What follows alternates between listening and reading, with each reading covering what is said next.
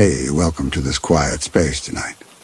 I'm Nick, the real Nick from Chilling Lullabies, and I am so glad you found your way here. If your mind has been running in circles all day, or if you just need somewhere calm to land, you are exactly where you need to be right now. Let these haunting lullabies wrap around you like a warm blanket and carry you gently into sleep. Just a few ads in the first 10 minutes, then hours of uninterrupted rest ahead. If this becomes your sanctuary for sleep, I would love it if you subscribed and left a like. Tell me in the comments what city or country you are drifting off from tonight. Now, let us begin this journey together. Rowan Halstead sat in the third pew of the church, watching the woman who could not possibly be 28 years old answer his questions with the patience of someone who had already died once and found the experience unremarkable. Her name was Mary, according to the policy documents in his leather case. Continental Life and Casualty had paid her death benefit in February of 1919, 7 weeks after the influenza took her in a Pittsburgh boarding house. The attending physician's signature was on file. The death certificate bore the city seal. Halstead had personally reviewed the claim before signing the disbursement voucher. Yet here she sat, hands folded in her lap, skin clear and unlined, answering his questions about crop rotations and the difficulty of getting decent flour this deep in the mountains. She wore a simple cotton dress that might have been fashionable a decade ago.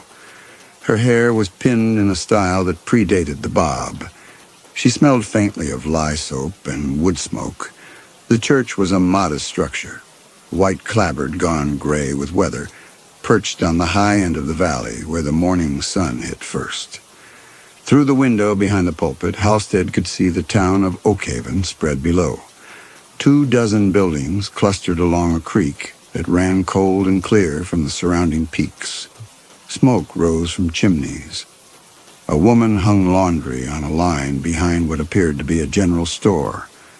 A man chopped wood with the steady rhythm of someone who had done the same task 1,000 times before. Everything about the scene suggested ordinary mountain life, except for the ledger now open on Halstead's lap, which listed 12 names, 12 policies. 12 people who had died between October 1918 and March 1919, all of influenza, all properly documented, all with death benefits paid in full. And according to the merchants who traveled the mountain roads, selling tinware and patent medicines, all 12 of them had been seen alive and well in this valley within the past 6 months. Continental Life and Casualty did not appreciate being defrauded. Halstead had come to collect. Brother Kemper entered from a side door, moving with the careful steps of the blind. He was an old man, perhaps 70, with white hair that fell past his shoulders and a face carved deep with lines. His eyes were clouded with cataracts, pale and sightless, yet they seemed to track Halstead's position with unsettling accuracy as he made his way to the pulpit. Brother Kemper settled both hands on the pulpit rail. When he spoke, his voice carried the deep resonance of a man who had spent decades filling rooms with sound. He asked if Halstead had come about the dead. Halstead confirmed he had come about 12 people who collected death benefits and appeared to be living in this valley. Fraud was a criminal matter. If these individuals were the actual policyholders, they would need to return the money with interest. Brother Kemper said they were who they claimed to be, that they had died. Influenza took them, same as it took millions of others. The difference was that they died here in Oakhaven under his covenant. Here, death has no dominion. The church was very quiet. Outside, the steady rhythm of the axe continued, wood splitting with clean cracks that echoed off the surrounding peaks. Halstead had encountered religious zealots before, people who believed their faith granted them special dispensation from natural law. They were usually harmless if tedious. But something in Brother Kemper's tone, not pride, not madness, Just the flat certainty of a man stating an obvious fact made the hair on Halstead's neck prickle. Brother Kemper suggested Halstead stay the night and see for himself. Then he asked if Halstead carried a watch. Halstead touched his vest pocket reflexively, confirming he did. Wind it before bed. Time moves strangely here, and stopped clocks are an unkindness. Brother Kemper left. The church emptied of his presence the way a room empties of warmth when a fire dies. Halstead sat alone in the third pew, ledger in his lap, listening to the distant axe and the closer sound of his own breathing. He should leave, walk back down the trail to where he'd left his automobile, drive the rough roads back to the railway station, file a report recommending criminal investigation. This was not his responsibility. Continental Life and Casualty had fraud investigators with federal authority. His job was to verify the claims and make the initial assessment. He had done that. The assessment was clear. Something impossible was happening in this valley. But Halstead had spent 9 years interviewing beneficiaries and investigating suspicious claims. He had learned to recognize when people were lying, and Brother Kemper had not been lying. Neither had the woman in the church. They believed what they were saying with the conviction of first-hand witnesses, which meant either they were all sharing the same delusion, or something in this valley operated outside the normal boundaries of life and death. Halstead walked down the center aisle and pushed through the church doors into afternoon light that seemed too bright, too ordinary for what he'd just heard. The man chopping wood had stopped. He stood with the axe resting against his shoulder, watching Halstead with the patient attention of someone waiting to see if a wild animal would run or attack. He was perhaps 40, dressed in work clothes that had been patched many times. His face was unlined. His hands, when Halstead glanced at them, showed no signs of arthritis or age-related stiffness, despite the calluses that spoke of decades of labor. Halstead consulted his ledger without opening it. He had memorized the names. This would be one of the timber workers from the list. Died of influenza in a lumber camp outside Asheville in January 1919. Death benefit paid to his sister in Charlotte. The attending physician had noted massive pulmonary hemorrhage, a common end-stage symptom of the Spanish flu. The man set down his axe and gestured toward a building at the far end of the main road. The boarding house, Halstead assumed. He nodded his thanks and walked past the man, who did not speak or move to follow, but whose gaze Halstead felt on his back until he turned the corner. The boarding house was a 2-story structure with a wide porch and rocking chairs that looked handmade. An older woman sat in one of them, shelling peas into a wooden bowl. She glanced up as Halstead approached, smiled briefly, and returned to her work. The smile had been reflexive, the kind given to any stranger, but her eyes had assessed him with the calculation of someone deciding whether he represented threat or opportunity. Inside, the boarding house smelled of pine soap and cooking meat.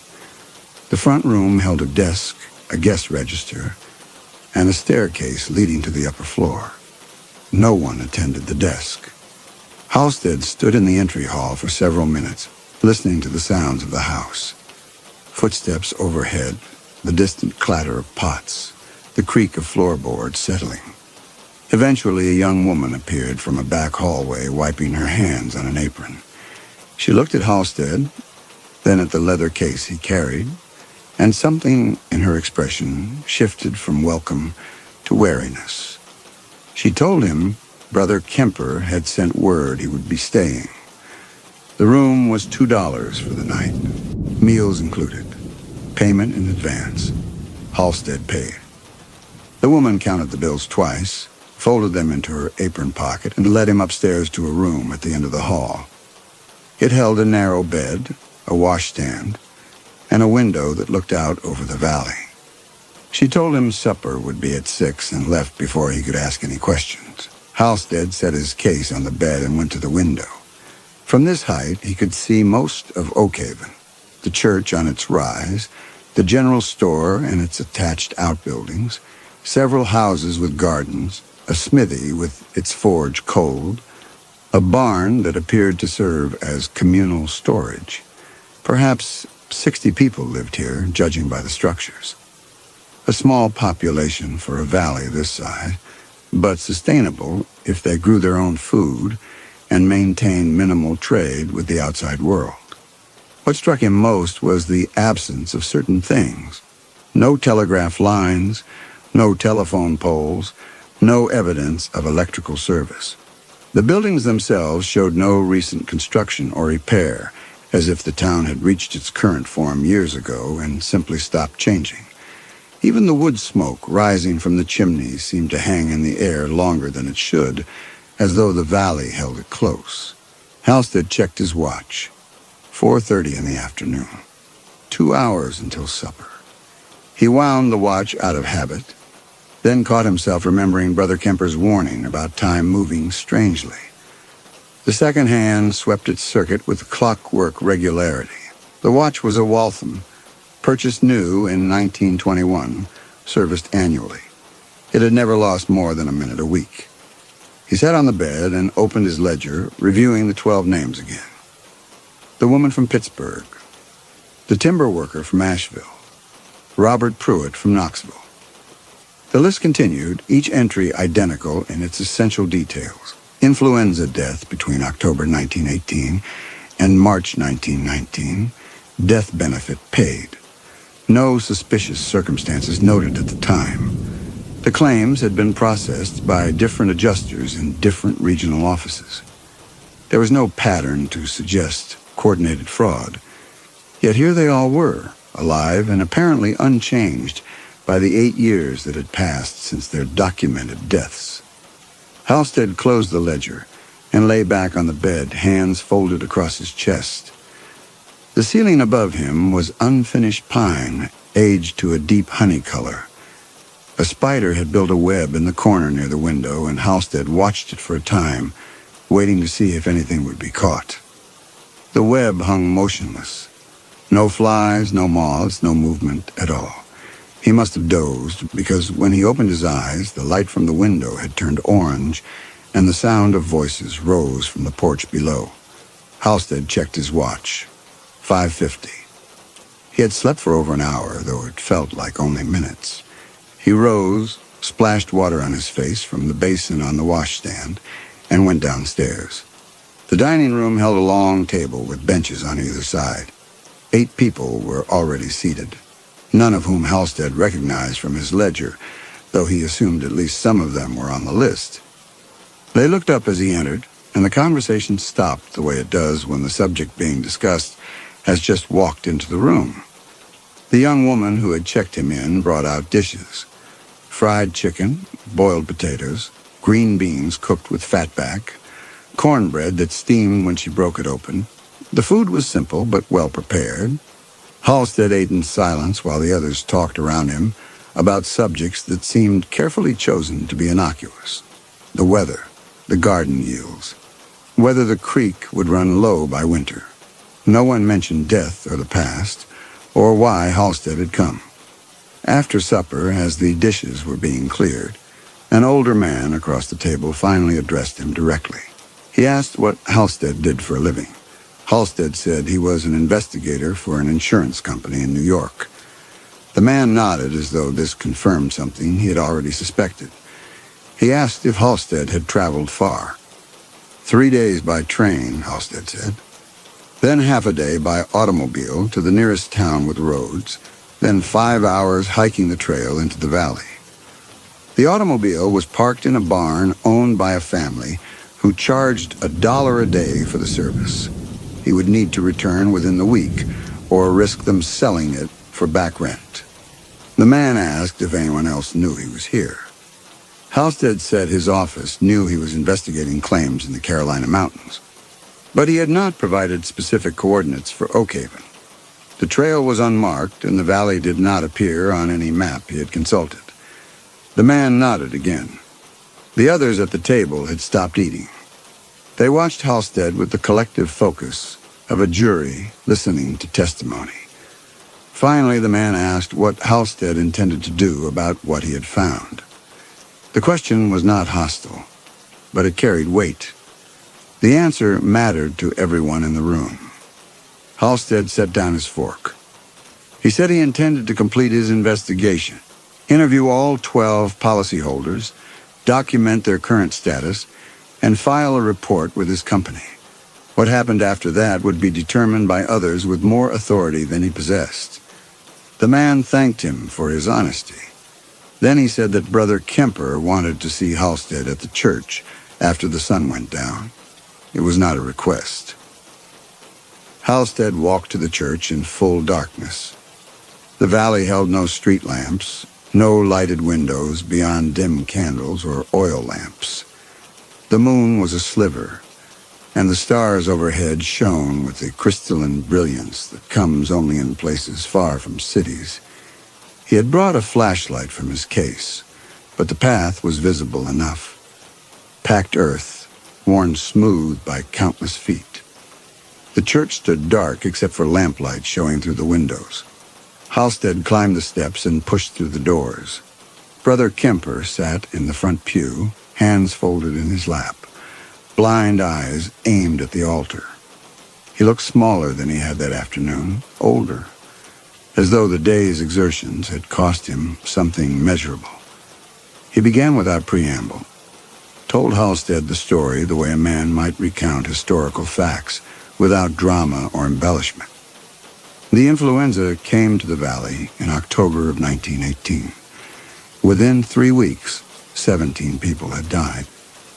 The valley's population then was perhaps 70 souls, and losing 17 meant losing the knowledge of how to do things, how to make barrel hoops, how to treat sick animals, how to birth babies when complications arose.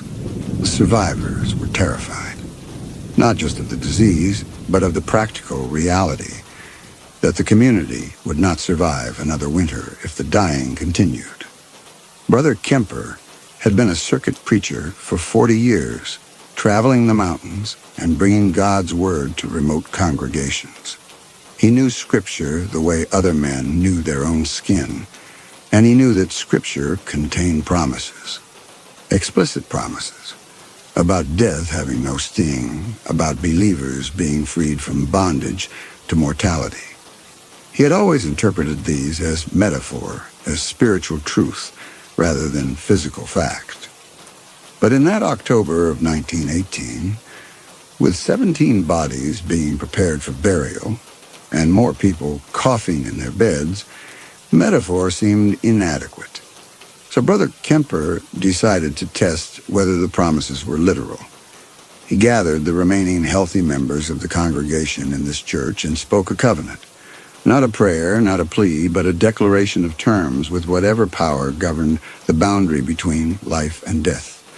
The covenant took him 3 days and 3 nights to speak into being. He spoke without stopping, without eating or drinking, until the words formed a complete seal around the valley.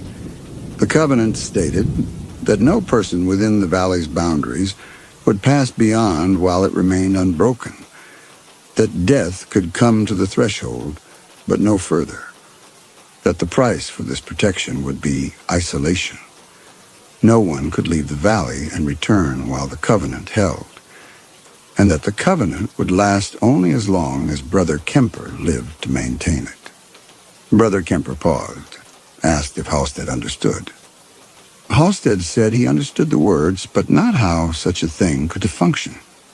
It violated every principle of medicine, biology, and rational law. Natural law, Brother Kemper said, is a human category. It describes what we've observed, not what's possible. I spoke terms to something older than human observation. After the covenant was completed, the dying stopped. People still became ill.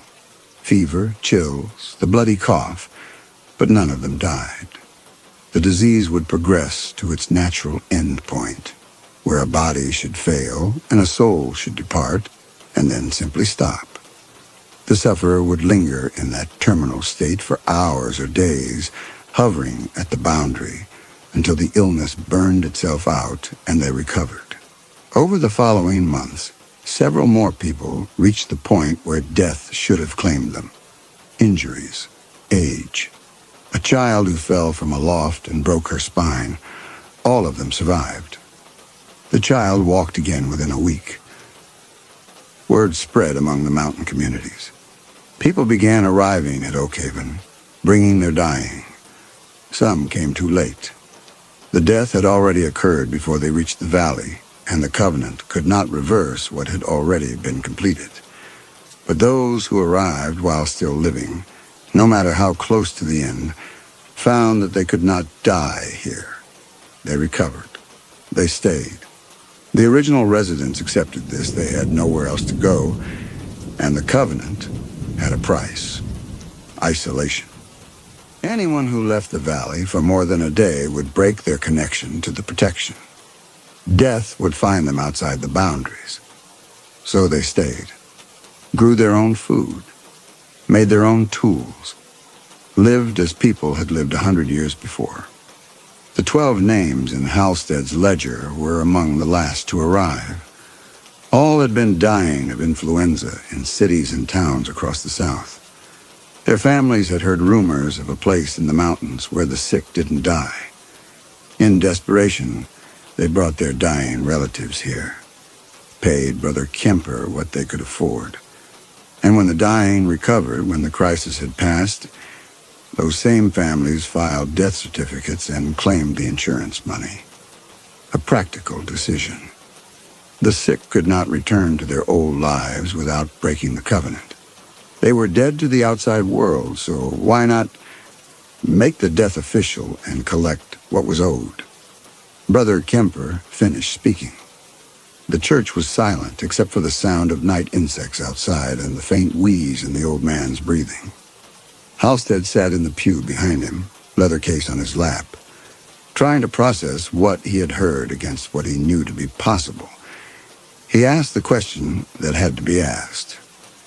How long did Brother Kemper believe the covenant would last? Until I die, Brother Kemper said. The terms were explicit. My life is the anchor. When I pass, the seal breaks, and death will come for everyone who should have died already, Halstead calculated. The covenant had been in place since October 1918, nearly 8 years. Brother Kemper was at least 70, possibly older. He looked exhausted in the way of men whose bodies have begun the final withdrawal. Whether that process would take months or years, Halstead could not say. But it was finite. Halstead asked what would happen to the people in the valley when the covenant ended. Brother Kemper said he did not know. His best guess was that death would arrive all at once, collecting everything that was owed, 17 from the original outbreak, 20 more who had been brought here over the following months, 12 from Halstead's list, others since then, perhaps 50 souls who existed in borrowed time. But that's a problem for them to solve, Brother Kemper said. My responsibility was to give them time. Time to decide if living a few more years in isolation was worth the cost of knowing death was waiting outside the valley. Most chose to stay, some left. He turned slightly in the pew, his blind eyes tracking somewhere past Halstead's shoulder. 4 people have left since the covenant was sealed. We found their bodies within a mile of the valley border. Death took them instantly. Halstead felt cold despite the closeness of the church air. He asked what Brother Kemper wanted from him. Nothing. I wanted you to understand what you're investigating. These people didn't commit fraud. They made a choice between death and isolation, and they chose to live. The money their families collected was compensation for a real loss. The person those families knew is gone. A different person lives here now. Halstead closed his ledger, asked if Brother Kemper expected him to simply leave and file a report saying the claims were legitimate. I expect you to make whatever decision your conscience requires, Brother Kemper said. But I want you to make it with full knowledge. You carry the power to unmake this. If you report what you found, your company will send others. Federal investigators, lawyers, men who care more about precedent than mercy. The attention will destroy the isolation that keeps these people alive. Some of them will try to flee. Death will take them at the border. The rest will stay and wait for me to die, knowing there's no one to renew the covenant after I'm gone. Brother Kemper stood using the pew for support. Told Halstead he had a room at the boarding house if he wanted to sleep on the question. In the morning, he could interview the policyholders, see for himself that they were real people living real lives. After that, he could decide what to report. Halstead asked one final question. Why had Brother Kemper told him any of this?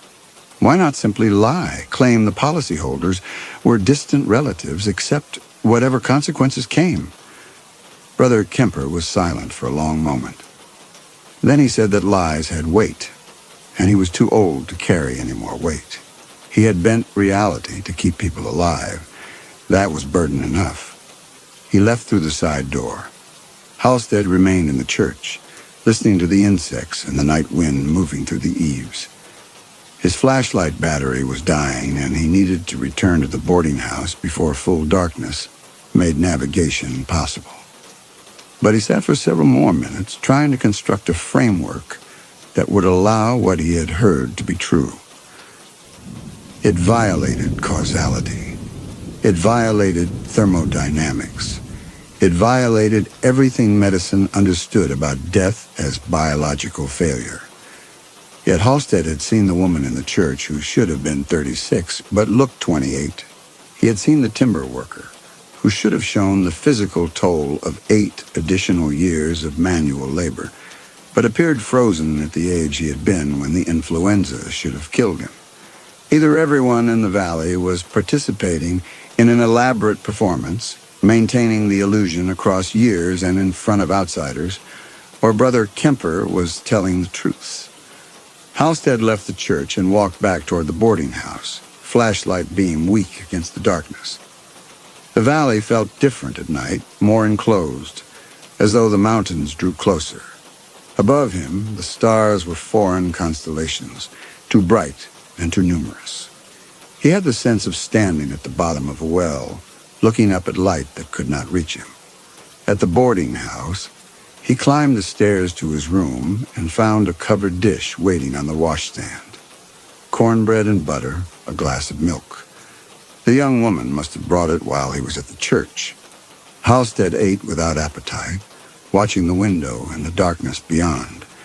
He wound his watch again, though it did not need winding. The action was automatic, a link to routine and normalcy. The mechanism clicked and turned. The second hand continued its steady sweep. Time passed here the same as it passed everywhere else, except that it didn't. Time in Oakhaven had stopped for 50 people on a specific October day in 1918, and they had been living in that frozen moment ever since. Halstead lay on the bed without undressing and stared at the ceiling until sleep finally came. His dreams were of paperwork and signatures and the faces of beneficiaries whose claims he had denied for insufficient documentation. In the dreams, they were all dead, and he was responsible for not saving them. He woke before dawn with his jaw aching from clenching his teeth. The boarding house was quiet. Halstead washed, dressed, and went downstairs to find the dining room empty except for the older man from the previous night. He sat at the table with a cup of coffee and a newspaper that looked weeks old. He glanced up when Halstead entered, gestured to the pot on the stove, and returned to his reading. Halstead poured coffee and sat across from him. Asked if the man was one of the 12 from his ledger. The man nodded without looking up.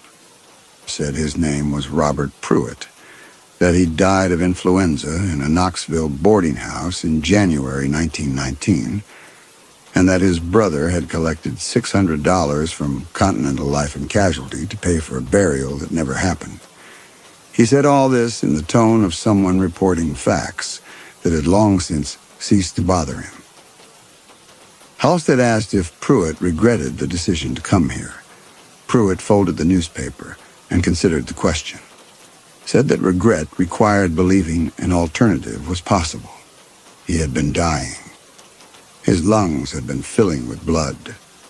The doctors had sent him home to expire in a rented room. Someone told his brother about Oakhaven. The brother borrowed a horse and wagon and brought him here in the middle of the night. By the time they arrived, Pruitt was no longer conscious. But he was alive, and the Covenant kept him alive long enough for his body to recover. "Do I regret living?" Pruitt said. "No. Do I regret the cost? Every day?" But those are different questions. Halstead asked what Pruitt would do when Brother Kemper died. Pruitt said he didn't know. Some people talked about trying to learn the Covenant, about selecting someone to take Brother Kemper's place. But the old man had never taught anyone the word, and he claimed the Covenant was specific to his voice, his lifetime. When he died, the seal would break no matter who spoke the words afterward. Others talked about leaving before that happened, accepting death on their own terms rather than waiting for it to arrive all at once. But leaving meant dying within a mile of the valley. The Covenant's edge was sharp and final. Several people had tested it over the years. None had survived past the boundary. So most people simply didn't think about it. They lived their days the way anyone lived their days, working, eating, sleeping, finding small pleasures where they could. The future was an abstraction.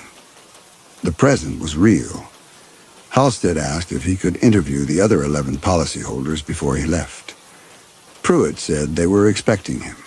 Most lived in town within walking distance. He could complete the interviews in a few hours if that's all he wanted to do. The question hung, what else might Halstead want to do? Halstead had no answer. He finished his coffee and went back upstairs to collect his ledger. Halstead spent the morning walking from house to house, sitting in kitchens and parlors, listening to people who had died 8 years ago describe their current lives in careful, measured terms. They answered his questions about their identities, their previous addresses, their documented deaths.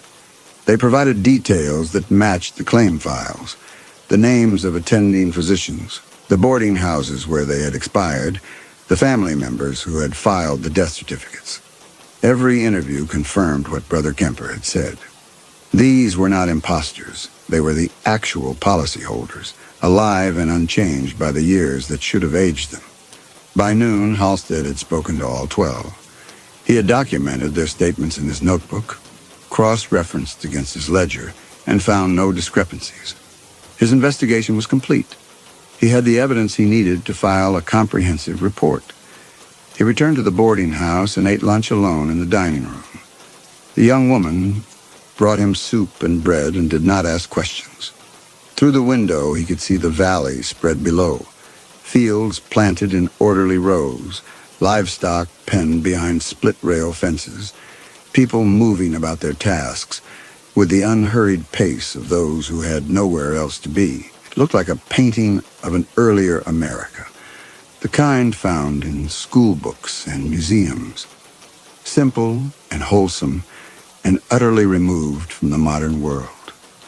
Except that the people in this painting could not die, and the moment their protection ended, death would arrive in a catastrophic flood. Halstead pushed away his soup and opened his ledger one final time. Reviewed the numbers. Continental Life and Casualty had paid out $8,700 across the 12 policies. A significant sum, but not catastrophic for a company that handled thousands of claims annually. The money was long spent. The beneficiaries had used it for burials, debts, living expenses. Recovering it would require legal action against families who believed in good faith that their relatives were dead. The alternative was to report the truth, that the policyholders were alive, that the deaths had been faked, and that a community of people was living under a supernatural covenant that kept death at bay. Such a report would be dismissed as madness, or it would be taken seriously, and federal investigators would arrive, and the attention would destroy everything Brother Kemper had built. Either outcome ended with the people of Oakhaven dying. Halstead closed the ledger. His hands were trembling. In 9 years of investigating claims, he had never encountered a situation where following procedure meant causing harm. His job was to verify facts and document fraud. He was not responsible for what others did with his findings. He was not responsible for policies or consequences or moral calculations. But he was responsible for what he put in his report. He was still sitting in the empty dining room when the young woman returned to clear his dishes. She glanced at his face and paused, asked if he was unwell. Halstead said he was fine, just tired from the altitude. She nodded and said Brother Kemper wanted to see him again before he left. She said it gently, the way one might inform someone that a difficult conversation was unavoidable. Then she added, almost as an afterthought, that Brother Kemper had taken to his bed that afternoon, that he had been declining for weeks, maybe months, but it seemed to worsen since Halstead arrived, as though holding on until the investigator came, until the outside world sent someone to witness what had been built here, had required the last of his strength. Halstead felt something cold settle in his chest. He had brought his ledgers and his questions and his insistence on verification, and in doing so had become a kind of catalyst, an auditor of reality itself. His very presence, his refusal to accept the impossible, his documentation of what should not exist, was like pressing a blade against fabric already stretched thin. The covenant was unraveling around him simply because he would not stop trying to measure it. He walked to the church in afternoon light that seemed too bright, too indifferent to what was happening. Brother Kemper was at the pulpit again, but he gripped the rail now with both hands, using it to hold himself upright. His blind eyes were aimed toward the door as though he could see Halstead approaching, and his breathing had the wet, labored sound of a man whose body was shutting down. Halstead stood in the aisle, asked if Brother Kemper knew what he was going to do. The old man said he did not presume to know anyone's conscience. Then he said something that made Halstead's chest tighten, that mercy and justice were not always the same thing, and a man had to decide which one he served. Halstead wanted to argue that he served neither, that he served accuracy, documentation, the facts as they existed. But he knew that was a lie. Every investigation was an exercise in choosing which facts mattered, which testimonies to credit, which evidence to emphasize. He had never been neutral. He had simply never been forced to acknowledge it. He told Brother Kemper he would file a report stating that the policyholders could not be located, that the addresses on record appeared to be fraudulent, and that Continental Life and Casualty should write off the losses as the cost of inadequate verification procedures. It would not recover the money paid out, but it would close the matter without further investigation. Brother Kemper nodded slowly. Asked what had decided Halstead. Halstead said he didn't know. Perhaps the realization that destroying 50 lives to recover $8,000 was not justice, but cruelty. Perhaps the understanding that some frauds existed because the alternative was worse. Or perhaps, Halstead did not say, it was the knowledge that he would have to live with his decision for the rest of his life, and he preferred to live knowing he had chosen mercy over procedure. Brother Kemper thanked him, said that Halstead's decision would buy the valley more time. How much time, neither of them knew. But time was all anyone truly needed. Halstead turned to leave and made it halfway down the aisle before Brother Kemper called after him. The old man's voice was weaker now, barely more than a whisper that somehow still carried through the empty church. I pray you're far from here when that day comes. Halstead walked out into the bright afternoon. The valley looked the same as it had when he arrived. Peaceful, isolated, a pocket of another century preserved by geography and will. He had agreed to protect it, to lie in his official report and let continental life and casualty absorb the loss.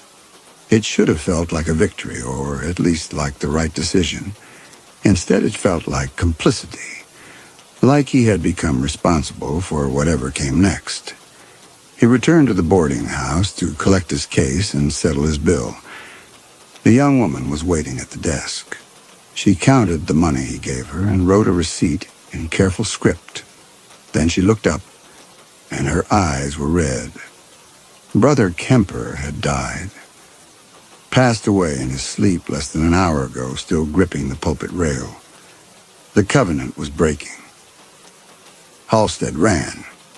He ran down the main road toward the trail that led out of the valley, leather case banging against his hip, breath burning in his lungs. Doors slammed open behind him. The town was mobilizing. People running from houses, from the general store, voices overlapping as word spread. Brother Kemper was dead. The covenant was breaking. Death was coming. Halstead reached the trailhead and started climbing. The path was steep, winding through dense forest that cut the afternoon light into scattered shafts. His city shoes slipped on loose rock. Branches tore at his jacket. He did not look back. Behind him, the shouting grew louder. They were following. He heard multiple voices calling to each other, coordinating. They would catch him before he reached the automobile. And then what? Force him back to the church? Make him take Brother Kemper's place at the pulpit and speak a covenant he didn't know? Halstead climbed faster. His lungs felt raw. His legs trembled. The trail seemed longer than it had on the way in, the distance stretched by panic and exhaustion. He imagined hands closing on his collar, dragging him back down the mountain, locking him in the church while 50 dying people waited for him to speak words that would save them. That's when he felt the cold. Not autumn chill. This was cellular, bone deep, seeping into his joints like water into wood. His knees stiffened. His fingers went clumsy. He stumbled, caught himself against a tree, kept climbing. Behind him, the voices had changed. No longer coordinated pursuit, but confusion, panic, people calling names. Then the voices began to cut off one by one, not fading with distance, but stopping mid-word as though someone was turning off speakers in sequence. Halstead glanced back through gaps in the foliage. Below, through the trees, he could see fog rising from the creek, thick and white and utterly wrong for an autumn afternoon. It spread with impossible speed, flowing uphill against gravity, consuming the lower buildings. The boarding house vanished into it. The general store. One by one, the structures disappeared as the fog rolled over them like water filling a basin. And with the fog came deeper cold. Halstead's breath turned to mist. Frost appeared on the leaves around him, spreading in delicate crystal patterns even as he watched. His watch, he glanced at it reflexively. The second hand shuddered. Paused. Resumed. Paused again. Time itself was struggling. The sounds of the forest died. Birds that had been calling stopped mid-song. The wind in the branches ceased. Even his own footsteps seemed muffled, as though the air had become thick and resistant. The only sound was something like wind through empty rooms, like the absence of sound given voice. It grew louder, climbing toward him with the fog, a roar that was somehow also silence. Death had come to Oakhaven. Halstead turned and continued climbing, no longer caring if they followed, because nothing was following anymore except the fog and the cold, and something vast and patient, and utterly indifferent that was collecting what it was owed. The fog touched his heels. He felt its coldness reach for him, felt something brush against his consciousness. Not malevolent, not even aware of him, just processing an account that had been left open too long. He thought he could hear voices in it, or the absence of voices, the silence where voices had been. Then he was across. He felt the boundary snap shut behind him, like a door slamming. The fog stopped at the threshold, piled against an invisible wall, unable to follow. The cold released him. Sound returned. Normal forest sounds, birds and wind, and his own ragged breathing. Time resumed its regular flow, his watch's second hand sweeping smoothly once more. Halstead collapsed on the far side, gasping, heart hammering against his ribs. He looked back through the trees at the valley below. The fog had filled it completely, a white sea with only the highest rooftops visible, like drowning islands. No movement, no sound.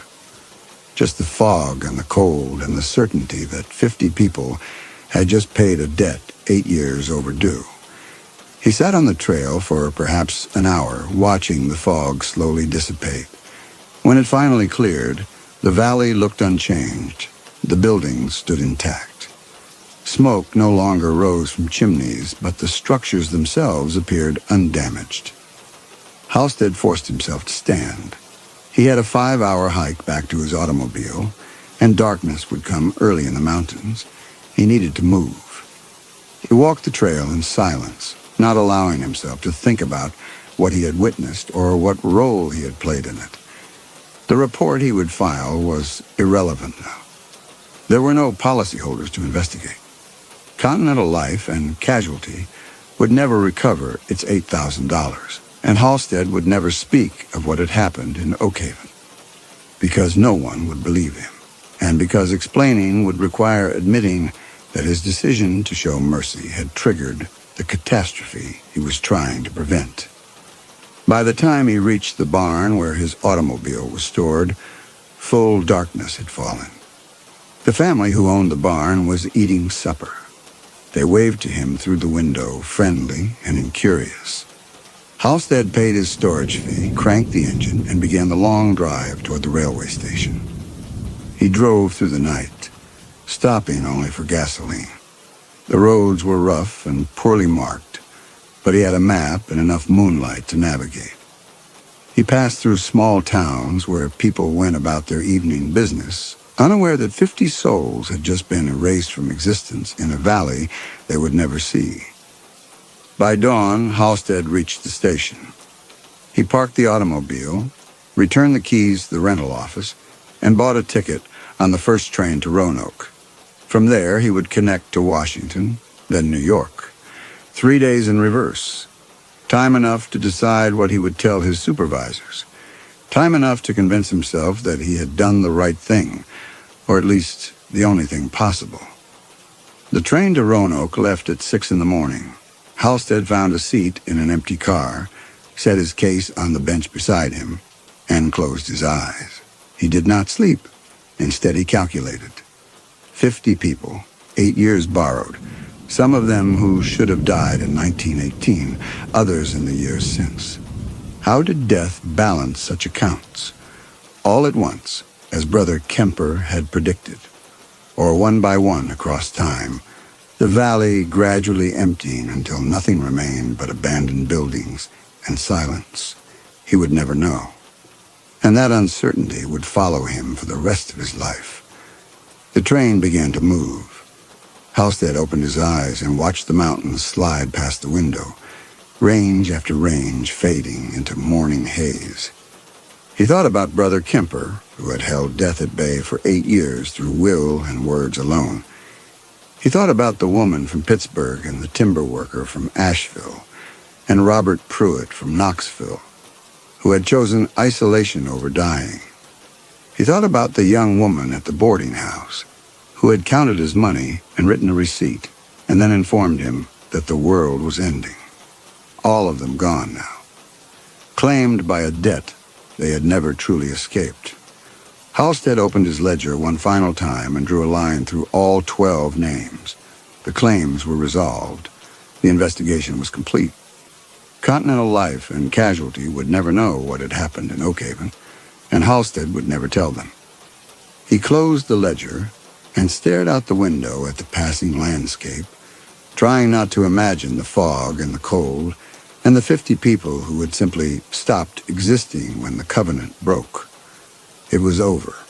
He had survived.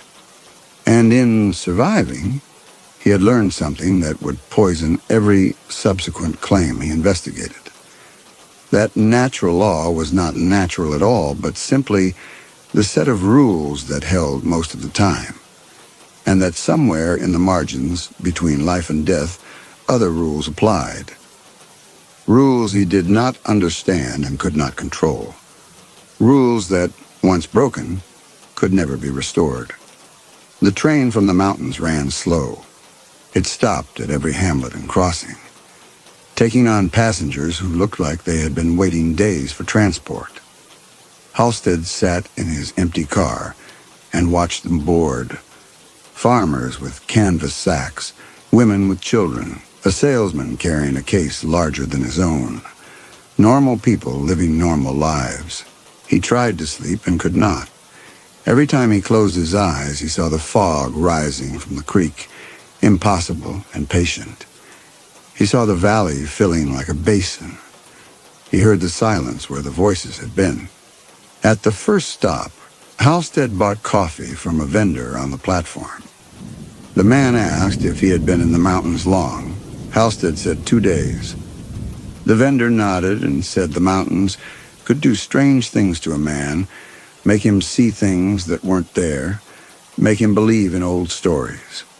People came down from the high country talking about ghosts and curses and towns that didn't exist on any map. The vendor laughed when he said it, a friendly dismissal of mountain superstition. Halstead paid for the coffee and returned to his seat. The train lurched forward. He drank the coffee even though it tasted like charcoal and water. The heat helped. By afternoon, they descended out of the mountains into rolling foothills. The landscape opened. Fields replaced forest. Roads appeared where before there had been only trails. The train picked up speed, no longer laboring against elevation. Halstead checked his watch. Nearly 4 o'clock. They would reach Roanoke by evening. He would find a hotel, sleep in a real bed, and catch the morning train north. 3 days to New York. Time enough to construct a plausible story for why his investigation had taken a week and produced no useful results. He would say the trail was difficult, that the people he interviewed were not the policyholders, but relatives using their names, that the remote location and lack of documentation made prosecution unlikely. He would recommend writing off the losses and requiring notarized death certificates for rural claims going forward. All of it true enough to be defensible. None of it revealing what had actually happened. The train followed a river valley, curving around bends where the water ran shallow over rocks. Halstead watched the landscape and tried to anchor himself in its normalcy. The ordinary world governed by ordinary laws, continuing as it always had. The conviction lasted until Roanoke came into view. The city appeared at the far end of the valley, spread across low hills, smoke rising from factories and rail yards. A substantial place, modern and industrial, connected to the larger world by rail and telegraph. Halstead had passed through it on his way to the mountains. He remembered the station, large, bustling, with connections to Richmond and Washington and points north. But as the train drew closer, something was wrong. The smoke rising from the factories hung motionless in the air as though the wind had stopped. No trains moved in the yards. The platform, which should have been crowded with evening travelers, was empty. Halstead leaned toward the window. The engineer sounded the whistle, the long warning blast that announced approach to a major station. But no one responded. No porters appeared. No station workers emerged to guide the train to its platform. The train slowed, then stopped at the edge of the station yard. The engineer's whistle fell silent. For a long moment, nothing happened. Then Halstead heard shouting from the front of the train, voices raised in confusion and alarm. He grabbed his case and moved to the door. Other passengers were doing the same, crowding the aisles, asking each other what was wrong. Halstead pushed through them and stepped onto the platform. The station was full of people. They sat in waiting area benches. They leaned against pillars. They lay on the ground near the ticket windows. Hundreds of them, perhaps thousands, when Halstead counted the platforms and the terminal building beyond, all perfectly still, all dead. Halstead walked forward in a trance. The people showed no signs of injury or violence. They simply looked as though they had fallen asleep where they sat. A woman in a blue dress slumped in a chair, a magazine open on her lap. A porter lay beside a luggage cart, one hand still gripping the handle. An elderly man sat with his newspaper folded across his knee, reading glasses still perched on his nose. Behind Halstead, passengers from the train were stumbling onto the platform, seeing what he saw, beginning to scream or pray, or simply stand frozen in shock. The engineer climbed down from the locomotive and approached the nearest body, a station worker in uniform. He knelt, checked for a pulse, found nothing. Halstead moved through the crowd of dead with methodical detachment, checking faces, confirming what he already knew. No wounds or blood, no disease markers, no poison residue, just absence. As though something had reached into each person and simply switched them off. He reached the terminal building and pushed through the doors. Inside, the scene repeated. Ticket agents collapsed at their counters, travelers fallen in lines, porters slumped against walls. The clock above the main entrance had stopped at 3:17. Halstead crossed the terminal to the station master's office. The door stood open. Inside, a man sat at a desk, head tilted back, mouth slightly open, eyes staring at nothing. Beside him, a telegraph machine clicked and chattered, endlessly printing out messages on a spool of paper that had fallen to the floor and was now piling into a growing heap. Halstead picked up the most recent section and read, Washington reported mass casualties, cause unknown, thousands dead, requesting assistance. Chicago said the entire population was affected. Hospitals overwhelmed, no pulse, no breath, all deceased. Philadelphia's governor and mayor were both dead. Federal response required immediately. Richmond couldn't calculate the death toll. Hundreds per minute, no pattern, no warning, just sudden cessation. The messages continued, variations on the same theme, arriving from cities across the eastern seaboard. Washington, Baltimore, Richmond, Charleston, Atlanta. Reports of mass simultaneous death, sudden and painless, claiming thousands or tens of thousands within minutes. Halstead let the paper fall. He walked to the window and looked out over the city of Roanoke. From this height, he could see into the streets. Automobiles stopped in intersections. Pedestrians collapsed on sidewalks. Everything motionless except for the smoke still rising from factory chimneys, as though the machinery continued running after the operators had fallen. Behind him, the telegraph kept clicking. More messages arriving. More cities reporting the same catastrophe. Boston, New York, Pittsburgh. The death was spreading, or had already spread, across the entire eastern third of the country. Halstead understood. The understanding came not as revelation, but as horrible logical conclusion. Brother Kemper's covenant had held death at bay for 8 years. 50 people who should have died had continued living, accumulating a debt that mortality demanded be paid. When the covenant broke, when Halstead fled the valley and let nature restore its balance, death had come to collect. But the debt was larger than 50 souls. Death didn't work that way. It couldn't be held back in one place without consequences everywhere else.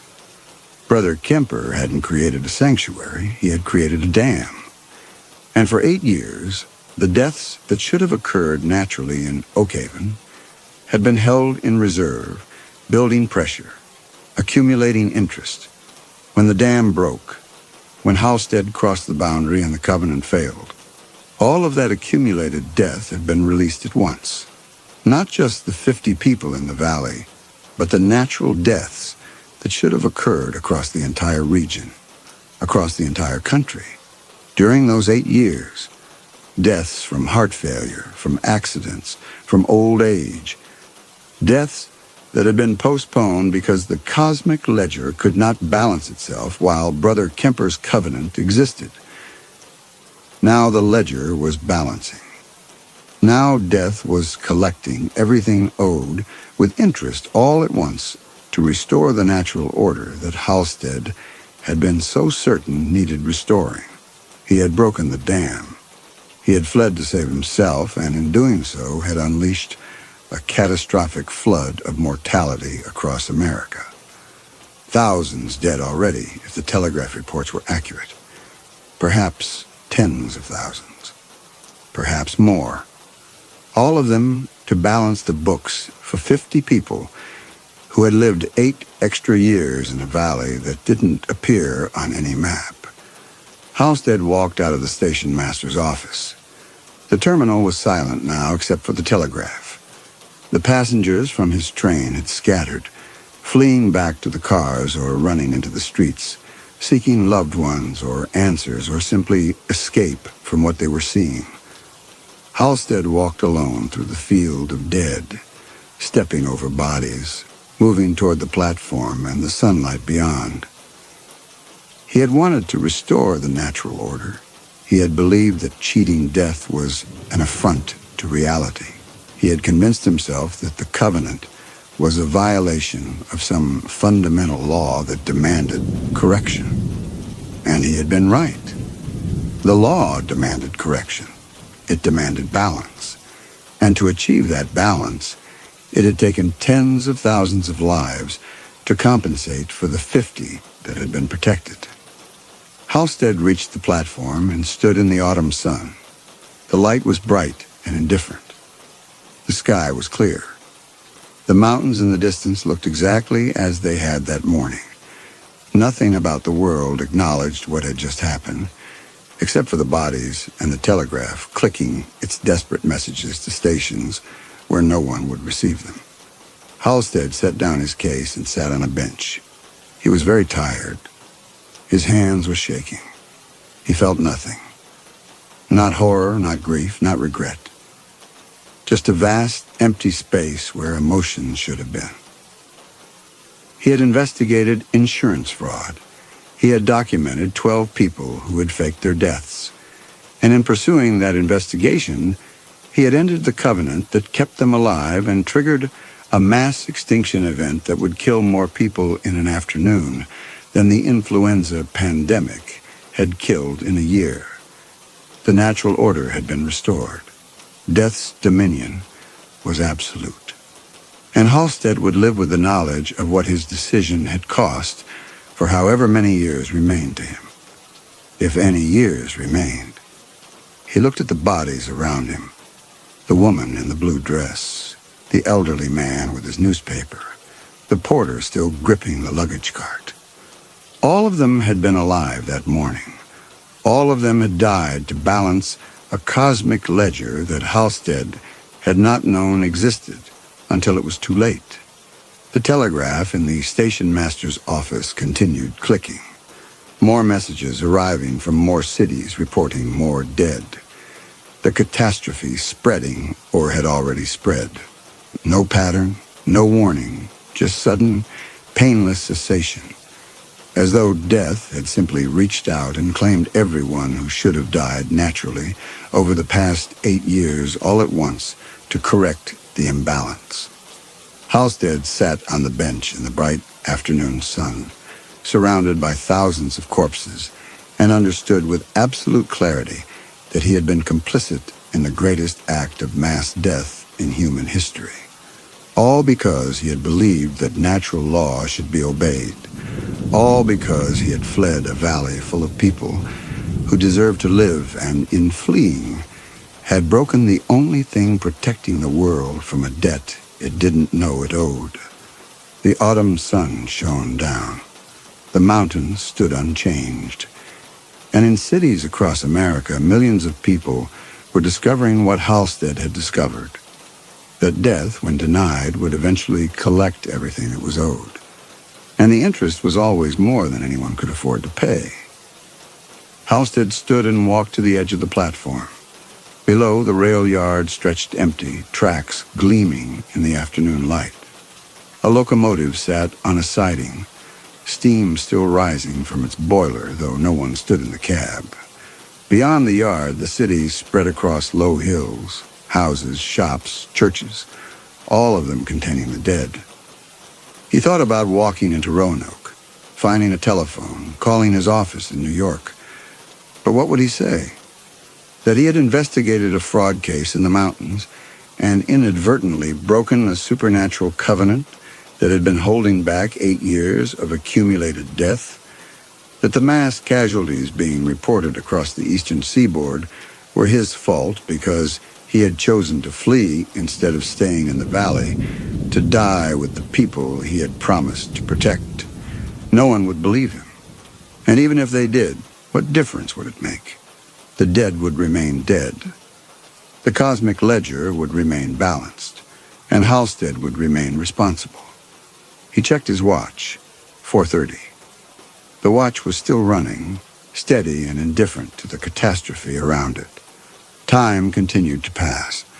The world continued to exist. Only the people had stopped. Halstead descended from the platform and walked into Roanoke. The streets were lined with bodies. Automobiles crashed where drivers had collapsed. A streetcar frozen mid-intersection. A woman on a porch, knitting needles still in her hands. A dog wandered the street, sniffing at its owner, confused and whining. Death had come instantaneously, without warning. No signs of struggle, just sudden cessation. Halstead walked until he reached the city center, where the courthouse and municipal buildings stood around a square with a fountain. The fountain still ran, water splashing into a basin, the only moving thing in the entire scene. Bodies surrounded it. People who had been sitting on benches feeding pigeons, waiting for appointments that would never come. Halstead sat on the rim of the fountain. The water was cold against his hand. He was thirsty, he realized. He had not drunk anything since the coffee on the train that morning. He cupped water and drank. It tasted metallic, vaguely mineral, ordinary. An insurance investigator's final habit: document everything, even the apocalypse, even your own thirst. He thought about Brother Kemper, who had warned him that death was patient, and that what was borrowed always came due. The old man had known. He had lived for 8 years with the knowledge that his covenant was not salvation, but deferment, and that when the bill finally came, it would be catastrophic. But he had built the covenant anyway. He had held death at bay for 50 people, given them 8 additional years of life, knowing the cost would eventually be paid. And he had been right to do it, Halstead thought, because those 8 years had value. They were real. 50 people had lived and loved and worked and laughed, and that was worth something, even if the price turned out to be incomprehensibly steep. The alternative, letting them die in 1918, would have spared the current catastrophe. But it would also have erased 8 years of human experience. Which was worse? 50 deaths then, or thousands or millions of deaths now? Halstead did not know. He was an insurance investigator. He dealt in documented facts and financial liability. He was not equipped to make cosmic calculations about the value of human life or the acceptable costs of mercy. But he had made the calculation anyway. He had chosen to flee the valley to restore natural order, and the choice had consequences he could never have anticipated. The sun was setting. Shadows stretched across the square. Halstead remained on the rim of the fountain, watching the light fade, waiting for something. He didn't know what. Other survivors, perhaps. Rescue. Authority. someone who could explain what had happened and what should happen next. But no one came. The city remained silent. The dead remained dead. And eventually Halstead accepted that he might be alone in Roanoke, possibly one of only a handful of people who had survived whatever had just swept across America. He returned to the train station as darkness fell. The platform was empty now. The passengers from his train had fled or died or vanished. Halstead did not know which and did not have the energy to search. The terminal building was dark except for a single oil lamp burning in the station master's office. The telegraph was still clicking. Halstead entered the office and read the accumulated messages. They had changed in tone over the past hours. The early reports had been desperate requests for help. The later ones were simple statements of fact, sent by whoever remained alive in telegraph offices across the country, documenting the scale of the catastrophe. Boston, estimated dead, 300,000. New York, estimated dead, 2 million. Washington, government dissolved. No response to inquiries. Philadelphia, estimated dead, 600,000. Survivors fleeing city. And then, at the end of the spool, a message from Richmond that made Halstead close his eyes. Pattern shows natural deaths. Stop not disease or poison. Stop 8 years of normal mortality compressed into hours. Stop cause remains unknown. Stop. Someone in Richmond, a doctor perhaps, or a scientist, had reached the same conclusion Halstead had reached. That this was not disease or poison or any normal catastrophe. That it was accumulated natural death, 8 years worth, occurring all at once. They didn't know why. They couldn't know why. Because the covenant that had caused it had broken in an unmapped valley in the Appalachian Mountains, and the only witness who understood what had happened was standing in a telegraph office in Roanoke, reading their message and knowing he could never tell them the truth. Halstead tore the message from the spool and folded it into his pocket. Then he sat at the station master's desk and composed his own telegram. Addressed it to Continental Life and Casualty, New York City. Wrote, investigation complete. Policyholders deceased. Claims valid. Recommend no further action. He did not send it. There was no one to receive it. The telegraph offices in New York were likely empty. Operators collapsed at their keys. The telegraph lines and rail connections and postal routes, the entire web of business and government, erased in an afternoon. Halstead folded the unsent telegram and placed it in his case next to his ledger. Then he extinguished the lamp and left the office. Outside, the night was clear and cold. Stars shone overhead with the same indifferent brilliance they had shone over Oakhaven. The mountains were invisible in the darkness, but Halstead knew they were there. And he knew that somewhere in those mountains was a valley full of bodies, 50 people who had died when the covenant broke. 50 deaths that had cost thousands or millions more to balance. Halstead walked back to the platform and sat on the same bench where he had sat that afternoon. He was very tired. He wanted to sleep, but knew he would not be able to. Instead, he sat in the darkness and waited for morning, surrounded by the dead. He could stay in Roanoke and wait for survivors. He could walk back into the mountains, return to Oakhaven, see what remained when the fog cleared. Or he could sit on this bench until whatever came next. Rescue, death, or the slow realization he was alone found him. The stars turned overhead. The fountain in the square continued splashing. And Rowan Halstead, insurance investigator for Continental Life and Casualty, sat alone on a platform in Roanoke, Virginia, surrounded by thousands of corpses, understanding finally what Brother Kemper had meant when he said that mercy and justice were not always the same thing. Sometimes the right decision and the catastrophic decision were identical. Natural law, when violated, corrected itself with absolute certainty. And the correction cost more than anyone could afford to pay. He would carry that knowledge for whatever remained of his life. He checked his watch in the starlight. The hands had stopped at 3:17, the exact moment recorded on Roanoke Station's clock. He tried to wind it. The crown spun freely, catching on nothing, the mechanism dead or detached. He held it to his ear. No ticking. The watch had run perfectly for 5 years, serviced annually, never losing more than a minute a week. He had wound it that morning before leaving the boarding house. It had stopped at the same instant death flooded into Roanoke. He returned it to his pocket and sat in the darkness, wondering if what had stopped was the watch or something else entirely. The autumn stars shone down, cold and patient, witnessing nothing.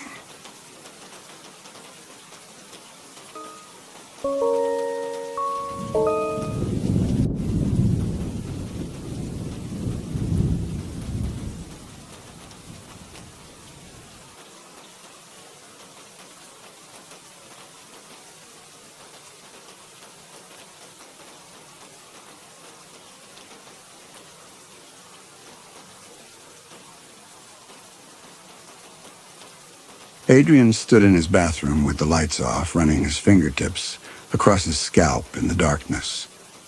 The motion had become liturgical over the past 18 months, a prayer to what had been, an inventory of what remained.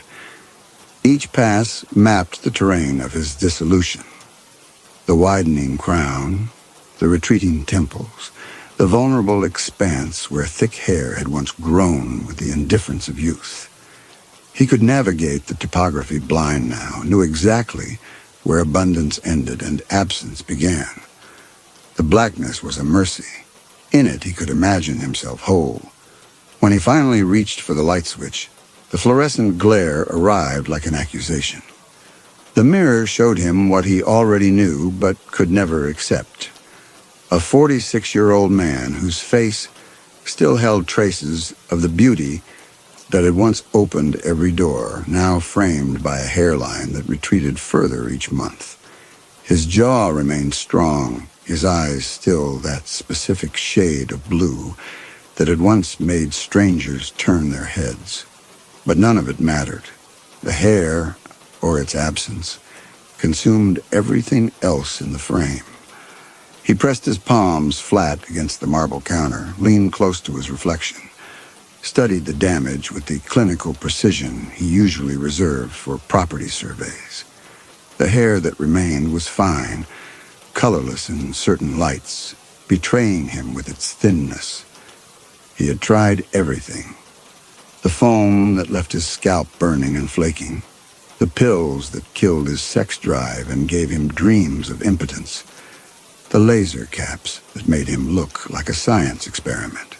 None of it had worked. The retreat continued, implacable as tide. 3 hours earlier, Audrey had returned his ring. She had done it with such gentleness that the rejection cut deeper than anger would have. They were in his living room, the one that overlooked Biscayne Bay, floor-to-ceiling glass framing the water like a postcard of the life he'd built.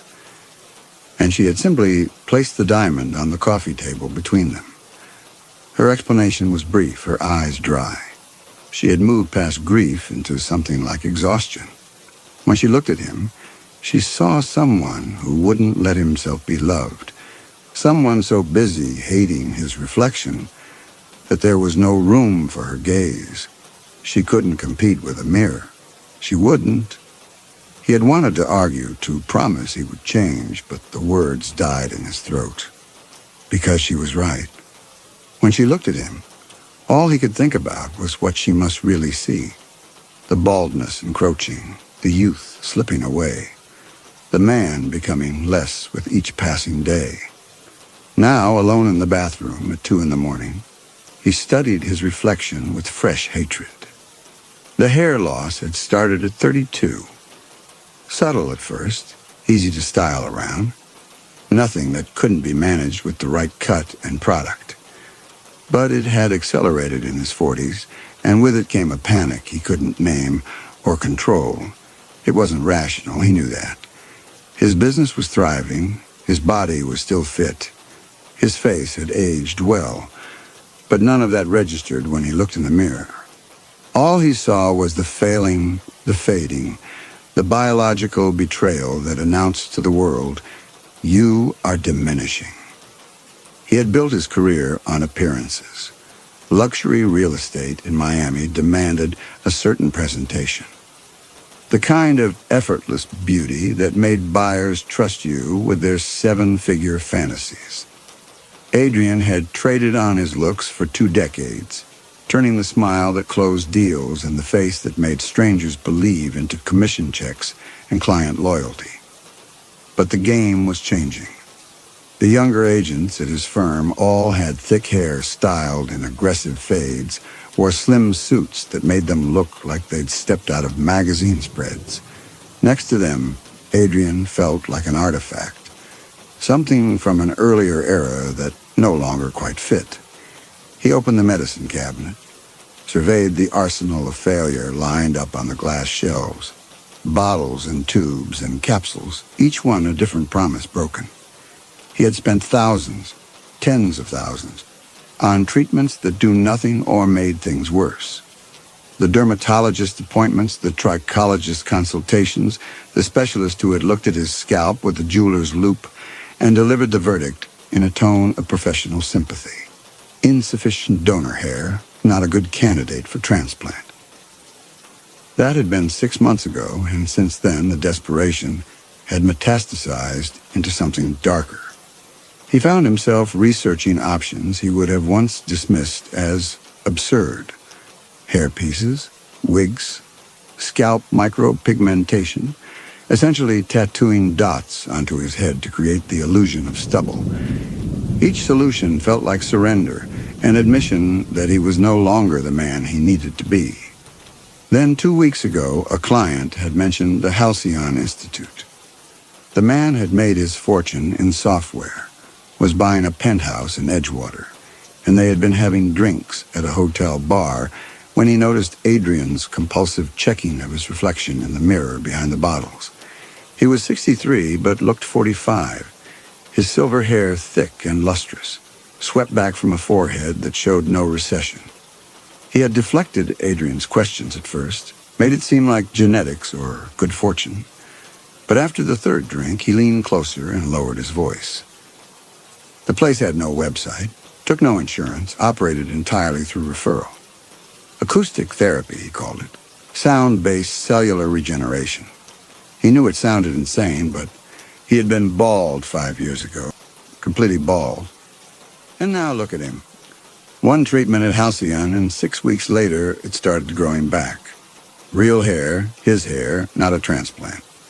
He had written a phone number on a cocktail napkin, slid it across the bar. $50,000 for the initial treatment, but guaranteed. They were selective about clients, not everyone qualified. Adrian had called the next morning. The woman who answered had asked questions that seemed designed to probe not his medical history, but his psychological state. How long had he been losing his hair? How did it make him feel? What would having his hair back mean to him? Had he considered that the real problem might not be the hair, but his relationship to it? That last question had irritated him. He didn't need therapy, he needed a solution. But the woman had seemed satisfied with his answers, told him they worked best with clients who had a certain intensity of desire, gave him an address and an appointment date. The $50,000 deposit was non-refundable, required 24 hours in advance. Adrian had wired the money that afternoon. Now, standing in his darkened bathroom, he felt the familiar cocktail of hope and self-loathing that had defined the past year. Part of him knew this was madness. $50,000 for acoustic therapy at an unlicensed clinic on a private island. But a larger part didn't care. The part that had looked into Audrey's tired eyes and seen his own failure reflected back. The part that checked his hairline 15 times a day, that angled his head away from overhead lights, that felt his stomach drop every time he saw a photograph of himself from above. He was 46 years old, and he was disappearing. Not dying, but fading, becoming translucent around the edges, less solid in the world. The hair was just the visible marker of a larger dissolution, the physical proof of time's contempt. If the Halcyon Institute could reverse it, if the impossible promise the man had made could somehow be true, then Adrian would do whatever it required. He switched off the bathroom light, returned to darkness, and continued the ritual. Fingertips across scalp, mapping the absence, cataloging the loss. 3 more days. The boat that collected him from Marathon was sleek and white, piloted by a young man who offered no conversation beyond confirming Adrian's identity. The morning was overcast, the water the color of tarnished silver, and as they moved south through the channels between islands, Adrian felt himself entering a geography that existed outside normal coordinates. The Keys had always felt liminal to him. Neither Florida nor the Caribbean, a string of coral fragments where American excess met tropical decay. But this journey pushed further into strangeness. After 40 minutes, they approached an island too small to have a name on any map he'd seen. It rose from the water like a green fist, dense with the vegetation, the shoreline a tangle of mangroves that gave way to white sand. A dock extended from a break in the trees, and beyond it, partially hidden by palms, Adrian glimpsed the Institute, a modernist structure of white concrete and glass, all clean lines and deliberate angles, incongruous against the wild foliage. The pilot secured the boat without a word, gestured toward the dock. Adrian climbed out, his overnight bag heavy in his hand. The air was thick with salt and rot. That distinctive Keys smell of beauty decomposing, flowers going to slime in the heat. Overhead, birds he couldn't name called in voices that sounded almost human. A woman waited at the end of the dock. She was perhaps 30, wearing white linen, that somehow remained crisp despite the humidity, her dark hair pulled back from a face that belonged on magazine covers. Her smile was professional, calibrated to suggest warmth without offering intimacy. She welcomed him, introduced herself as Dr. Mercer's assistant, explained that the doctor was eager to meet him. She led him up a path of crushed coral that curved through tropical plantings. Bird of paradise, hibiscus, orchids hanging from trees in violent bursts of color. The Institute revealed itself gradually. Walls of textured concrete, windows that reflected sky and foliage so perfectly they seemed like gaps in reality rather than glass. The architecture was beautiful in a way that unsettled him, too perfect for its setting, as if someone had imported a piece of future into the overgrown present. Inside, the temperature dropped 20 degrees. Air conditioning whispered from hidden vents, and the light was diffused, sourceless, neither natural nor quite artificial. The entry hall was spare. Polished concrete floors, white walls, a few pieces of furniture that looked more like sculpture than places to sit. Everything smelled faintly of lavender and something else, something biological beneath the perfume, almost medicinal. The assistant gestured to a low sofa, told him Dr. Mercer would be with him shortly. Adrian sat, set his bag beside him, and immediately felt the wrongness of his own restlessness. Comfortable was not a thing he'd been in months. He caught his reflection in the window across the hall. The overhead lighting was merciless, showed every thin patch, every angle where his scalp was visible through insufficient coverage. He looked away quickly, focused instead on his surroundings. The art on the walls was minimal, abstract, shapes that suggested bodies without depicting them, forms that might have been biological or architectural. He studied one piece for several minutes before realizing it was meant to be viewed from different angles. What appeared random from straight on revealed symmetry when seen from the side. The effect was disorienting, as if the painting existed in more dimensions than the wall could properly contain. A voice came from behind him, warm, masculine, inflected with an accent he couldn't place. British, perhaps, but something else underneath. He turned to find Dr. Mercer standing in the doorway. The doctor was tall, silver-haired, perhaps 60, but carrying it like a kind of currency rather than burden. His hair was indeed remarkable, thick, swept back from his forehead in waves that caught the light like water. He wore white as well, but on him it looked less clinical than ceremonial. A linen shirt and loose trousers that gave him the appearance of a guru or artist rather than a medical professional. His face was handsome in a way that seemed almost sculpted. Sharp cheekbones, a jaw that managed to be both strong and elegant. Eyes so dark they were nearly black. When he smiled, Adrian's breath caught. Not attraction exactly, or not only that, but recognition. This was a man who understood beauty as both weapon and prison. Dr. Mercer welcomed him, told him his referral had spoken highly of him. The doctor extended his hand, cool, dry, exactly firm enough, and led Adrian deeper into the institute. They moved through corridors that seemed to shift orientation in subtle ways, so that Adrian was never quite sure if they were moving toward the building's center or its perimeter.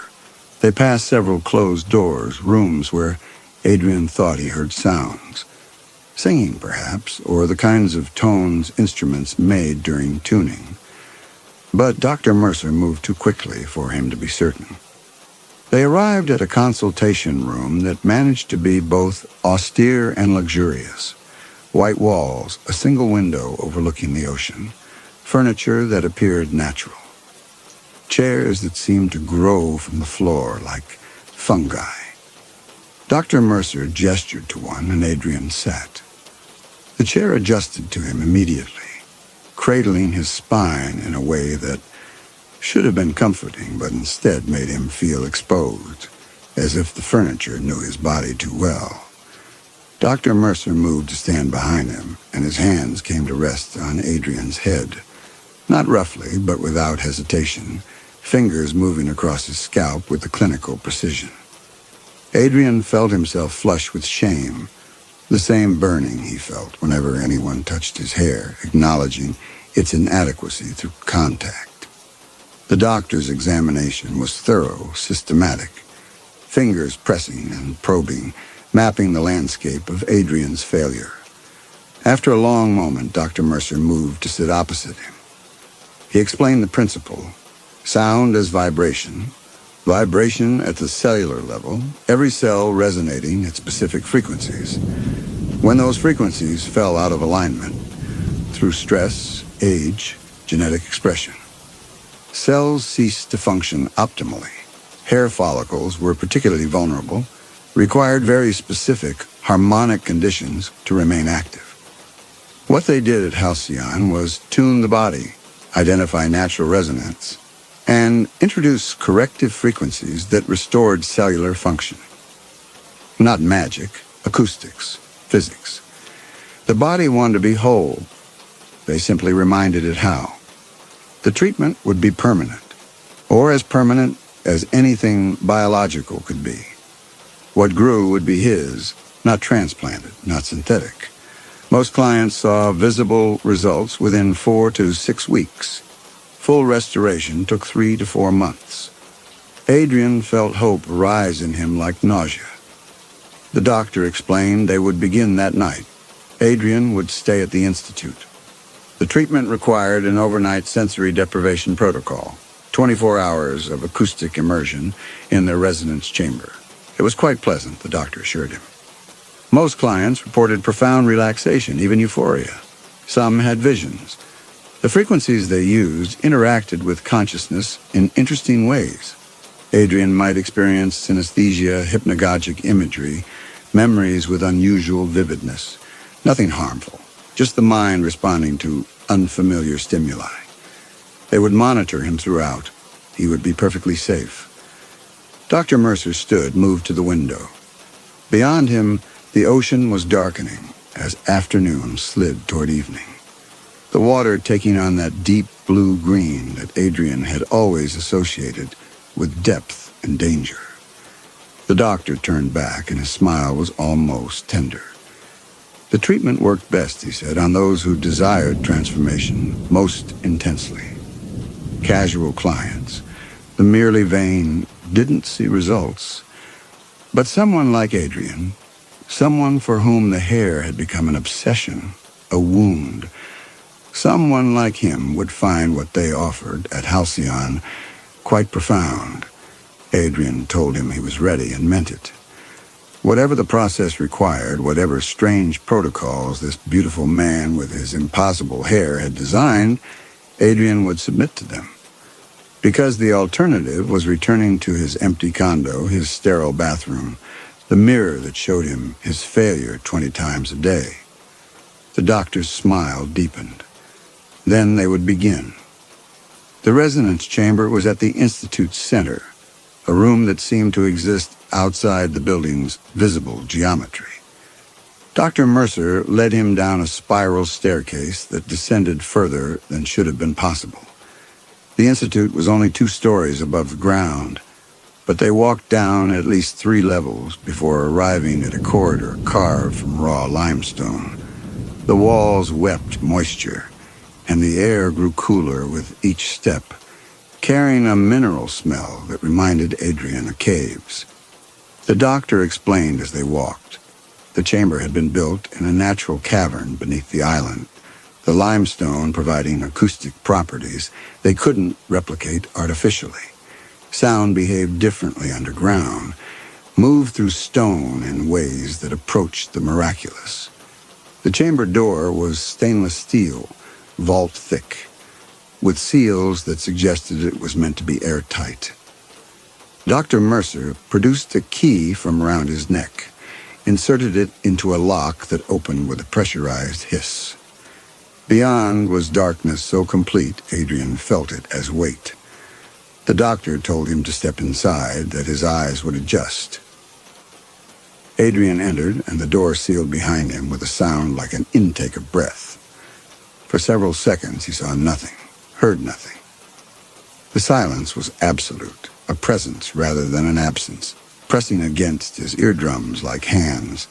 Then gradually he became aware of a faint phosphorescence. The walls themselves seemed to glow, a pale green luminescence that revealed a circular chamber perhaps 30 feet in diameter. The floor was smooth stone, slightly concave, sloping toward a depression at the center. Around the perimeter, at intervals, strange instruments were mounted on stands. Bowls and tubes and things that looked like the offspring of harps and skeletons, all made from materials that caught the dim light strangely.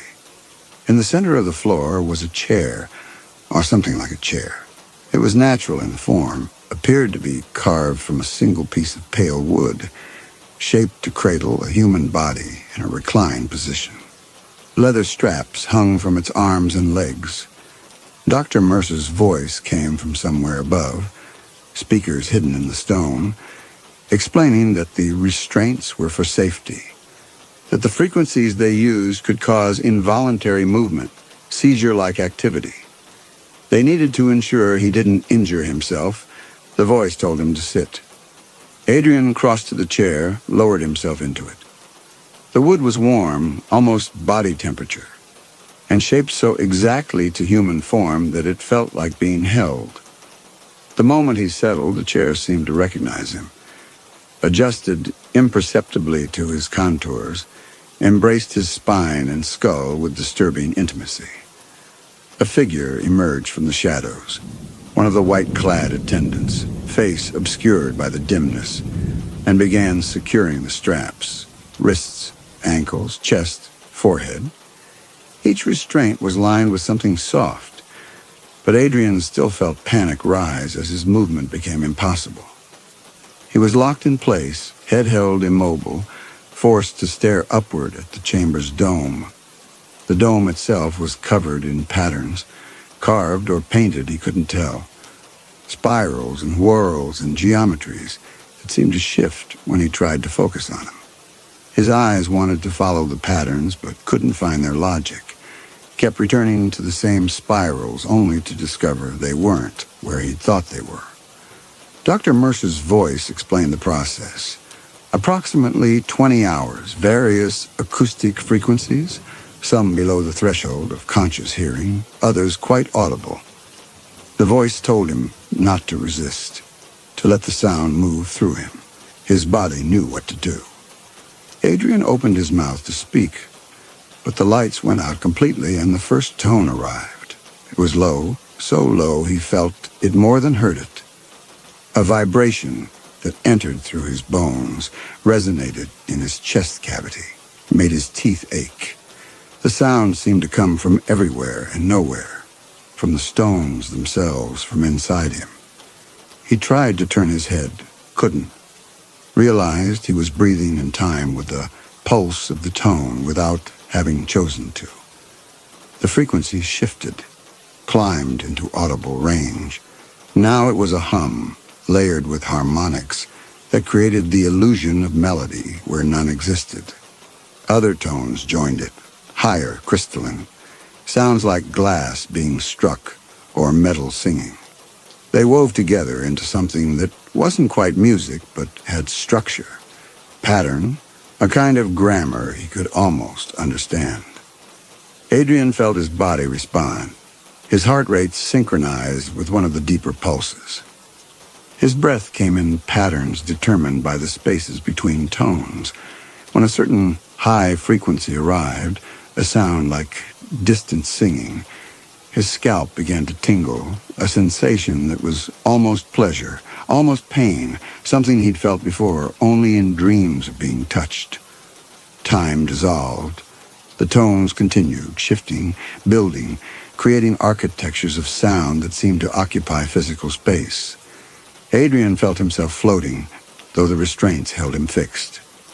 He closed his eyes, or thought he did, though the darkness was the same either way, and saw colors that corresponded to the sounds. Deep red for the bass frequencies, electric blue for the crystalline highs, shades he had no names for when the harmonics intersected. At some point, hours in or minutes, he couldn't tell, he became aware of voices in the sound, not words exactly, but something that carried meaning the way words did. They spoke in a language he'd never heard, but somehow understood, told him things about himself that he'd never put into words, but always known. They said, "You are unfinished. You have spent your life incomplete, lacking, diminishing, but we can make you whole. We can give you what was taken." He wept then, great racking sobs that shook the chair, salt tears running into his hair and ears. The release was profound, cathartic, as if something that had been trapped inside him for years was finally escaping through his eyes and mouth and the pores of his scalp. The tones shifted again, grew more intense. Now they were physical, tactile. He felt them as pressure on his skull, fingers of sound massaging his scalp in patterns that spiraled from his crown to his temples to the base of his skull.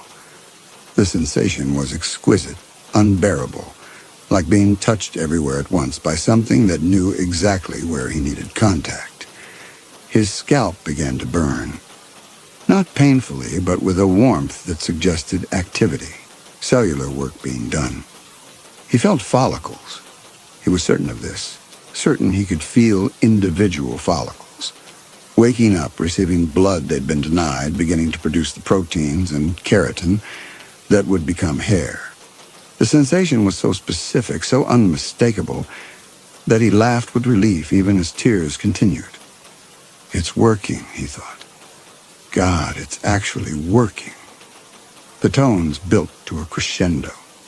Every frequency sounding at once, a massive chord that seemed to contain every possible note, and then stopped. The silence that followed was louder than the sound had been. Adrian floated in it, his body humming with residual vibration, his scalp alive with sensation. He felt transformed, remade, as if the 20 hours had been a second gestation, a birth into something better than what he'd been. When the lights came on, gradual, gentle, Dr. Mercer was standing beside the chair, smiling down at him. He asked Adrian how he felt. Adrian tried to speak, found his throat raw. Different, he managed. He felt different.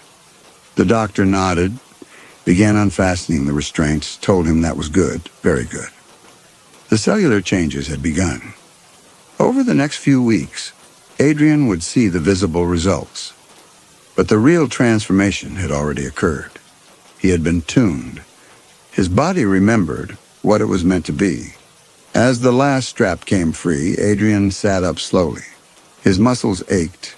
His head felt strange, not painful, but hypersensitive, as if his scalp had been exposed to new air. He raised a hand to touch it, and Dr. Mercer caught his wrist. Not yet, the doctor said. The follicles were extremely sensitive. He needed to give them time to stabilize. 2 weeks minimum before examining too closely. Dr. Mercer helped him stand, supported him when his legs threatened to buckle. He needed food, water, rest. Tomorrow they would send him home, and he would begin the waiting. The doctor's grip was firm on his arm, steadying him. "Trust me," Dr. Mercer said. "It will be worth the patience." They climbed back up through the limestone tunnel, through the Institute's perfect white corridors, and Adrian felt like a man returning from somewhere distant, somewhere that existed at angles to normal space. His body was his own, but strange to him, operating according to new rules he'd have to learn. That night, in the guest room they prepared for him, white sheets, a window overlooking moonlit water. Adrian dreamed of singing, voices in harmony, female voices, each one beautiful alone, but together creating something that approached the divine. In the dream, they were singing to him, for him, calling him towards something he needed to reach. He woke several times, reaching for the sound, found only silence, slept again, and dreamed again of singing. In the morning, a boat arrived to take him back to Marathon, back to Miami, back to his life. Dr. Mercer walked him to the dock, shook his hand with that same cool firmness. He reminded Adrian about patience, about not examining the transformation too closely, about letting it happen. Adrian asked how he would know when it was working. Dr. Mercer smiled, and in the morning light, his teeth seemed very white, very sharp. Oh, he would know, the doctor said. "Trust me, you'll know." The first 3 days after returning were ordinary enough to make Adrian question whether anything had happened at all. He went to work, showed properties, negotiated contracts with the same efficiency he'd always employed. His scalp felt tender, hypersensitive, as if it had been sunburned from the inside out. But there was no visible change. He checked mirrors obsessively. The bathroom before leaving for work, the elevator at his office building, car visors at stoplights, and saw the same receding hairline, the same thin coverage, the same failure. On the 4th day, he woke to find a single black hair on his pillow. It was perhaps 6 inches long, wet-looking despite being dry, and so dark it seemed to absorb light rather than reflect it. Adrian picked it up between thumb and forefinger, held it to the window. The strand was coarser than his own hair, thicker, and had a strange texture. Smooth on the surface, but with a quality he couldn't name. Something that made his skin crawl when he touched it. It wasn't his, he was certain of that. His hair was light brown, fine, thinning. This was black as tar, substantial, alien. He threw it in the trash, showered, went to work. But that night there were 3 more on his pillow and 1 wrapped around the bathroom faucet. By the end of the first week, the hair was everywhere. He found strands in his kitchen sink, wound around the gear shift of his car, draped across the back of his sofa like discarded thread. Always wet-looking, always black, always too coarse to be his own. He vacuumed daily, wiped down surfaces compulsively. But the hair kept appearing. Sometimes he would leave a room, return 5 minutes later, and find fresh strands across surfaces he'd just cleaned. The hair in the shower drain became a recurring nightmare. He would fish out clumps of it, thick, tangled masses that seemed too substantial to have come from any single person. And within hours, the drain would be clogged again. The hair seemed to multiply in water, grew denser and more rope-like when wet, twisted into configurations that looked almost deliberate. He called a plumber who pulled out handfuls of the black strands and commented that it looked like someone had been dyeing their hair in the shower. Adrian told him no one else lived here. No one else had keys. The plumber shrugged, charged him $300, left. The drain clogged again that night. On the 10th day, Adrian stood in his bathroom and examined his reflection with growing desperation. His scalp showed no change. The acoustic therapy had done nothing. But his condo was infested with hair that couldn't possibly be his own, hair that appeared spontaneously, hair that defied all attempts at removal. He began to notice the smell, faint at first, then increasingly insistent. Salt and something biological, something that reminded him of the ocean, but wrong, corrupted. It seemed to emanate from the hair itself, grew stronger when he touched the strands. His entire condo began to carry the odor, subtle but pervasive. The smell of things from deep water brought up into air they weren't meant to occupy. The fatigue arrived around day 12. It was unlike any exhaustion he'd known. He would sleep 10 hours and wake feeling as though he'd been running all night, his muscles aching, his bones heavy. Coffee didn't help. Energy drinks made him jittery, but no more alerts. He moved through his days in a fog, his thoughts slow and thick, his body responding to commands with a delay that felt like moving underwater. His work began to suffer.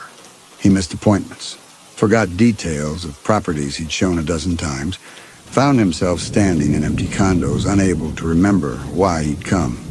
His assistant covered for him, rescheduled meetings, but he could see the concern in her eyes. Adrian was never sloppy, never forgot, never lost track. Something was wrong. The hair continued to appear. He would wake to find strands tangled in his sheets, twisted around his fingers, caught in the collar of his pajamas. One morning he discovered a long black strand wound so tightly around his wrist that it had left a red mark in his skin. He hadn't felt it tighten, hadn't been aware of it at all until he saw the evidence. He began to avoid his condo, staying late at the office, meeting clients for drinks that stretched into dinner that stretched into the early hours. But eventually he had to return home, and the hair was always waiting. It had spread to his closet, his dresser, his bed. He found strands mixed into his clothes, wrapped around hangers, tucked into the pockets of suits he hadn't worn in months. On day 15, Adrian pulled a strand from his collar and heard it whisper. The sound was so faint he thought he'd imagined it at first. A susurrus like wind through leaves, but forming something that might have been syllables. He held the hair close to his ear, and the whisper came again, clearer this time. Not words he could understand, but definitely vocalization, definitely intentional. He dropped the hair as if it had burned him, watched it fall to the bathroom tile in a loose coil. For several minutes he stood frozen, staring at the strand, waiting for it to move or speak again. It did neither. But when he finally worked up the courage to pick it up and throw it away, his fingers tingled where they touched it, and he thought he heard, very distant, like sound traveling through water, something that might have been laughter. That night he didn't sleep. He sat in his living room with every light on, drinking coffee until his hands shook, watching for movement in the corners of his vision. The hair was there. He could see it on the carpet, on the furniture, on the curtains. But it remained still, silent, just hair. Dead keratin that couldn't possibly whisper or laugh or do anything but exist as evidence of his growing insanity. By morning, he had convinced himself it had been auditory hallucination, a symptom of the profound fatigue. Lack of sleep could produce all kinds of sensory distortions. The mind played tricks when pushed past its limits. But on day 17, the hair spoke again. He was in the shower, trying to work soap into his scalp, gently as Dr. Mercer had instructed. Though it had been more than 2 weeks, and there was still no sign of new growth, when something brushed against his ankle. He looked down and saw a mass of the black hair swirling in the water at his feet, too much to have come from him, moving in patterns that didn't match the current of the drain. As he watched, the strands began to twist together, forming a loose braid that pulled itself tighter and tighter until it resembled a rope. And then, very clearly, he heard a voice, female, melodious, amused. Soon, Adrian scrambled out of the shower, slipped on the wet tile, caught himself against the wall. His heart slammed against his ribs hard enough to hurt. When he looked back at the shower floor, the hair was just hair again. A clump of strands clogging the drain, nothing sinister, nothing alive. But he had heard it. He was certain he had heard it. He called the Institute that afternoon, got the same woman who had taken his initial call.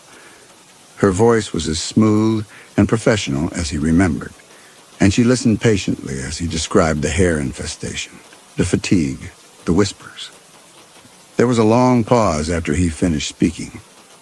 Then she asked if he had touched his scalp much. Adrian admitted he had, that he'd been checking constantly for new growth, that he couldn't help himself. Another pause. Then she told him the doctor had been very specific about the 2-week waiting period. The follicles needed time to stabilize. Excessive touching could interfere with the cellular regeneration, could produce side effects. She used the word carefully, as if it carried weight she didn't want to explain. But the treatment was working, she assured him. The transformation was underway. These symptoms were temporary, part of the process. He needed to be patient, needed to trust the doctor. Adrian asked about the hair, the black strands everywhere, the impossibility of their appearance. The woman's tone shifted slightly, became almost sympathetic. Sometimes, she said, clients experienced hallucinations during the transformation period.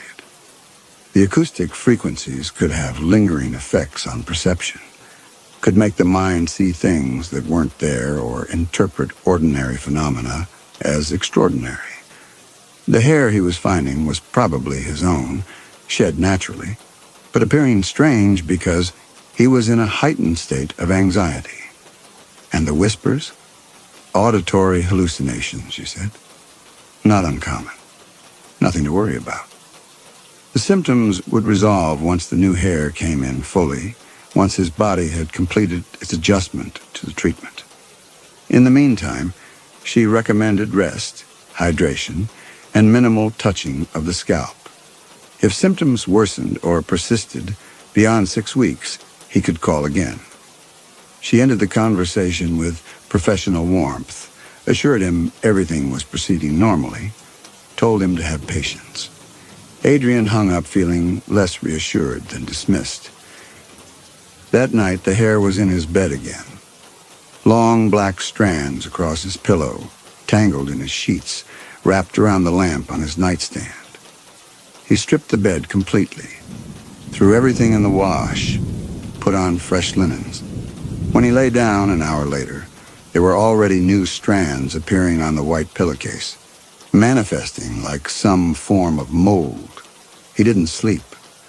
Lay on his back, staring at the ceiling, listening to the sounds his condo made in the darkness, creaks and settles, and the whisper of air conditioning through vents.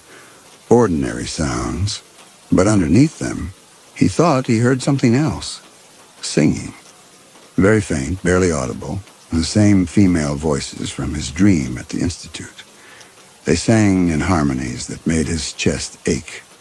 Melodies that seemed to come from inside his skull as much as from outside. When he turned his head to listen more closely, the singing stopped. By day 20, Adrian could no longer pretend normalcy. He called in sick to work, the first time in 8 years, and spent the day in his condo trying to track the source of the hair. He checked every possible entry point. Windows, doors, vents, the cracks around pipes under sinks. Everything was sealed. No way for anything to enter from outside. But the hair kept appearing. He began to suspect his building's ventilation system imagined someone in another unit with long black hair, their sheddings somehow circulating through the air conditioning. It didn't make sense. Hair didn't travel through ducts like that. But it was a rational explanation, and he clung to it with the desperation of a man watching his sanity erode. He went to the building manager's office, asked if anyone else had reported problems with hair appearing in their units. The manager looked at him with polite concern, said no, they'd had no such complaints. Was Mr. Everett experiencing an issue with his unit's cleanliness? Adrian said no, never mind, thanked him, and left. Back in his condo, Adrian stood in the center of his living room and turned in a slow circle. The hair was everywhere now, not in massive quantities, but present on every surface, in every room, a persistent colonization that he couldn't stop or explain. The strands lay across furniture like the paths of some invisible creature, draped from door frames, collected in corners, and always wet-looking, always black, always wrong. He sat on his sofa, put his head in his hands, and for the first time allowed himself to consider the possibility that the treatment had done something other than what Dr. Mercer had promised, that the acoustic frequencies hadn't awakened dormant follicles, but had instead opened some door inside him, had changed him in ways that were manifesting outside his body, in the space around him. His scalp tingled at the thought, burned with that same inner heat he'd felt in the resonance chamber. When he raised his head and looked at his hands, there were black strands tangled around his fingers. He hadn't touched his hair, hadn't touched anything. The strands had appeared on his hands while he sat motionless, as if generated by his body itself, extruded from his pores. Adrian stood abruptly, went to the bathroom, turned on every light, examined his hands under the fluorescent glare. The strands were there, wrapped around his knuckles and woven between his fingers, but when he tried to pull them off, they came away easily, left no mark, felt exactly like ordinary hair. He looked at his reflection. His own hair was unchanged, still thinning, still betraying him. But surrounding his face in the mirror, visible in the space behind him, the black strands hung in the air like curtains, like a dark halo, like the hair of someone standing just out of frame. Adrian turned quickly. The bathroom was empty. When he looked back at the mirror, the strands were gone. He gripped the edge of the sink, leaned forward until his forehead touched the glass. His breath fogged the surface, obscured his reflection. When the fog cleared, he saw something that stopped his heart. His hairline had changed, not receded, advanced. There was new hair at his temples, a thin line of dark fuzz filling in the gaps that had been bare for years. The hair was black, much darker than his natural color, but it was there, real, visible. The treatment was working. Adrian laughed, a sound of relief so profound it brought tears to his eyes. Whatever the side effects, whatever the hallucinations and manifestations, the fundamental promise was being kept. His hair was growing back. He was being restored. He touched his temples with trembling fingers, felt the fine new growth, softer than he'd expected, but unmistakably present. The sensation sent electricity through his scalp, pleasure and pain mixing until he couldn't distinguish between them.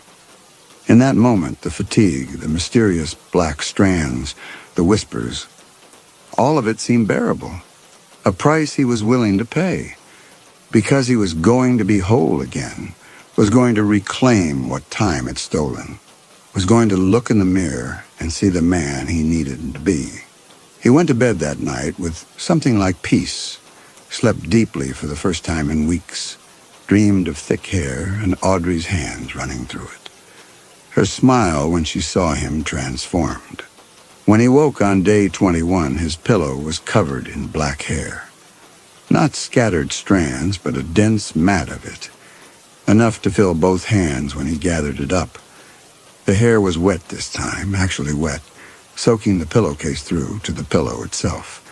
And it smelled strongly of that salt corruption odor, so intense it made his eyes water. Adrian stumbled out of bed, holding the mass of hair at arm's length, and that was when he saw the first clear shape. The strands weren't random. They had formed a pattern on the pillow, a deliberate arrangement that looked almost like letters. He couldn't read it. The characters were unfamiliar, some alphabet he'd never seen. But there was no question it was language, was communication. Someone was leaving him messages in hair. The thought was so absurd he laughed again. But this time the sound was edged with hysteria. He threw the hair in the trash, stripped his bed for the second time in a week, and stood in his bedroom trying to decide what to do. The rational part of his mind, what remained of it, said to call the Institute, to demand they explain what was happening, to insist on seeing Dr. Mercer immediately. But another part, the part that had seen new hair in his mirror, that had felt the tingle of regeneration in his follicles, said to wait, to endure, to trust the process. He compromised. He would give it one more week. If things got worse, if the manifestations escalated, he would return to the keys. But for now, he would be patient. That was the day the hair started appearing in his food. He made coffee that morning, poured it into his favorite mug, took a sip, and gagged on a mouthful of black strands. He spat into the sink, rinsed his mouth, examined the mug. It was full of hair, floating in the liquid, tangled around the spoon he'd used to stir in sugar. He threw the coffee away, washed the mug 3 times, made fresh coffee directly from the pot into a new mug, checked it carefully before drinking. It was clear, but after 2 sips, he felt hair on his tongue again, pulled a strand from his mouth, watched 3 more float to the surface of the liquid. Adrian stopped eating at home, took all his meals at restaurants, drank only from sealed bottles. But even that wasn't safe. He would order food, receive it sealed and fresh, and by the time he finished half the meal, there would be black strands mixed through what remained on the plate. The hair was following him. Not confined to his condo anymore, but present wherever he went, manifesting in his vicinity like some personal weather pattern. His assistant noticed, asked if he was feeling all right, if maybe he should see a doctor. Adrian assured her he was fine, just tired, just working through something. She looked unconvinced, but didn't press. That night, day 23, Adrian stood in his shower letting water run over his head and felt his new hair with careful fingers. It had grown, was perhaps half an inch long now at the temples, spreading back toward his crown, still black, still coarser than his natural hair, but definitely growing. He had hair where there had been none. The miracle was real. He turned off the water, stepped out of the shower, and saw writing on the mirror. Letters in the steam, formed by some invisible hand, spelling out words in English this time. Soon. Adrian's hand froze on the towel. He stared at the word as it began to fade with the steam, and then, before he could rationalize it away, he watched new letters appear, more words condensing on the glass. We are almost ready. The bathroom door was closed. The room was empty. But something was writing on his mirror, was communicating with him through condensation. Adrian backed against the wall, his pulse hammering in his throat. He wanted to scream, but found his voice had disappeared, had retreated somewhere deep inside where terror lived. The letters faded. The mirror became clear again, showed only his reflection. A wet, frightened man with dark new hair at his temples, standing alone in an ordinary bathroom that had become a place of impossible things. He didn't sleep that night, sat in his living room with every light blazing, watching for movement, listening for voices. The black strands continued to appear. On the coffee table, the remote control, the armrest of his chair, they materialized like slow-motion rain, drifting down from nowhere, landing softly on surfaces. By dawn, he had made his decision. He would return to the Institute today, would demand answers from Dr. Mercer, would end this nightmare or understand it. The new hair was good, was what he'd wanted, what he'd paid for, but not at this price. Not if it came with haunting, with manifestation, with messages in steam. He called the Institute's number, got voicemail, left a message saying he needed to speak with Dr. Mercer urgently, that he was experiencing severe side effects, that he was coming back to the Keys regardless of whether they called back. Then he packed a small bag, got in his car, and began the 2-hour drive south toward Marathon. The hair appeared in his car within 20 minutes. Long strands hanging from the rearview mirror tangled around the gear shift, draped across the passenger seat. He tried to ignore them, kept driving, but they multiplied as he went, until the interior of the car was festooned with black filaments that swayed with each turn and acceleration. When he stopped for gas outside a homestead, he found hair wrapped so tightly around the steering wheel that it took him 5 minutes to unwind it all. His hands came away smelling of salt and decay. He bought coffee at the station, checked it 3 times before drinking, found it clear. But halfway back to the car, he took another sip and felt hair sliding down his throat, choking him. He spat it onto the pavement, threw the cup away, leaned against his car, coughing and gagging. A woman pumping gas 2 islands over was watching him with concern. Adrian waved her off, got back in the car, continued south. The hair was in his clothes now. He could feel it against his skin, caught in the fabric of his shirt. Wrapped around his ankles inside his shoes. He reached down to scratch his leg and pulled out a strand that seemed impossibly long, kept pulling and pulling until he'd extracted what must have been 3 feet of hair from inside his pant leg. By the time he reached Marathon, Adrian's scalp was burning with that deep inner heat, and the new hair at his temples had grown another 1/4 inch. He could see it in the sun visor mirror, dark and lustrous, exactly what he'd wanted. But the sight brought no joy now, only dread. Because if the treatment was working this fast, if his hair was regenerating at an impossible rate, then what else was happening? What other changes were being worked on his body by the frequencies Dr. Mercer had introduced into his cells? He parked at the marina, found the same white boat with the same silent pilot, paid cash for immediate transport to the Institute. The pilot looked at him strangely. Adrian realized he must look wild-eyed, disheveled, possibly deranged, but accepted the money and started the engine. The crossing took 40 minutes. Adrian sat in the bow, wind pulling at his hair, both his old hair and the new, and watched the island slide past. The day was bright, cloudless, the water that impossible turquoise that made tourists believe in paradise. But Adrian saw something else now. The depths beneath the beauty, the dark water below the illuminated surface, all the things that lived in spaces human eyes couldn't reach. When the Institute's island came into view, Adrian felt simultaneous relief and terror. Relief because he would finally get answers, would finally confront Dr. Mercer and demand explanation. Terror because some part of him knew, had known since the hair first appeared, that returning here was exactly what something wanted him to do. The pilot brought them to the dock, secured the boat, and this time when Adrian stepped onto the crushed coral path, no assistant came to greet him. The Institute sat silent in the afternoon heat, its white walls glaring in the sun, windows reflecting sky so perfectly They looked like holes. Adrian walked up the path alone, his footsteps loud on the coral, his shadow sharp and black on the white stones. The entrance was unlocked. He pushed through the door into the cool dimness beyond, called out for Dr. Mercer, for anyone. His voice echoed in the empty hall, and when the echo faded, he heard singing.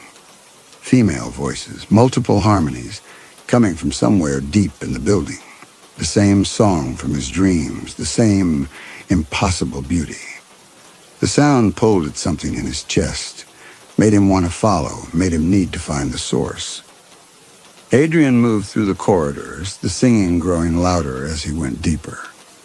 He passed the consultation room where he'd first met Dr. Mercer, past closed doors that had been closed before, past windows that now showed only darkness beyond the glass, though it was still afternoon. The singing was coming from below, from the resonance chamber.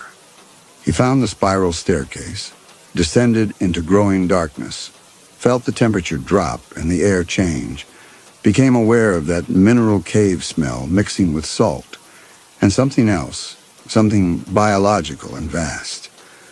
The limestone corridor stretched before him, the steel door at its end unsealed, standing slightly ajar. Light leaked through the gap. Not the phosphorescent glow he remembered, but something warmer, like firelight or sunset through deep water. The singing was inside. Adrian's hand shook as he pushed the door open, and he stepped into the resonance chamber for the second time. It was full of women. They stood around the perimeter of the room, perhaps 20 of them, all wearing white, all beautiful in ways that made his eyes hurt. Their hair was black, all of them uniformly, impossibly black, and fell past their waists, past their knees, pooling on the floor around their feet. Their hair moved, though there was no wind, writhed and coiled as if alive, as if each strand had its own will. They were singing the song he'd heard in dreams, their mouths open, their throats working, producing harmonies that should have required instruments, not human voices. And in the center of the room, standing where the chair had been, was Dr. Mercer. He was smiling. The door sealed behind Adrian with that same pressurized sound, and the singing stopped. In the sudden silence, Dr. Mercer's voice was very clear, very calm. He welcomed Adrian back, said they had been expecting him, said in fact they had been calling him for the past 3 days. The hair, he explained, was theirs, the singers. And it had been finding its way to Adrian because he was ready now, because the treatment had taken root, because it was time. Adrian tried to speak, found his throat closed. He managed to ask what they were, or what this was. Dr. Mercer's smile widened. He said they were old, much older than the Institute, older than the island. They had been here before humans came to these waters, had watched civilizations rise and fall from their place beneath the waves. They were sirens, the real thing, not the myth. And they fed not on flesh, but on something more sustaining. They fed on vanity's collapse, on the moment when a human fully understood the gap between how they saw themselves and how they were truly seen.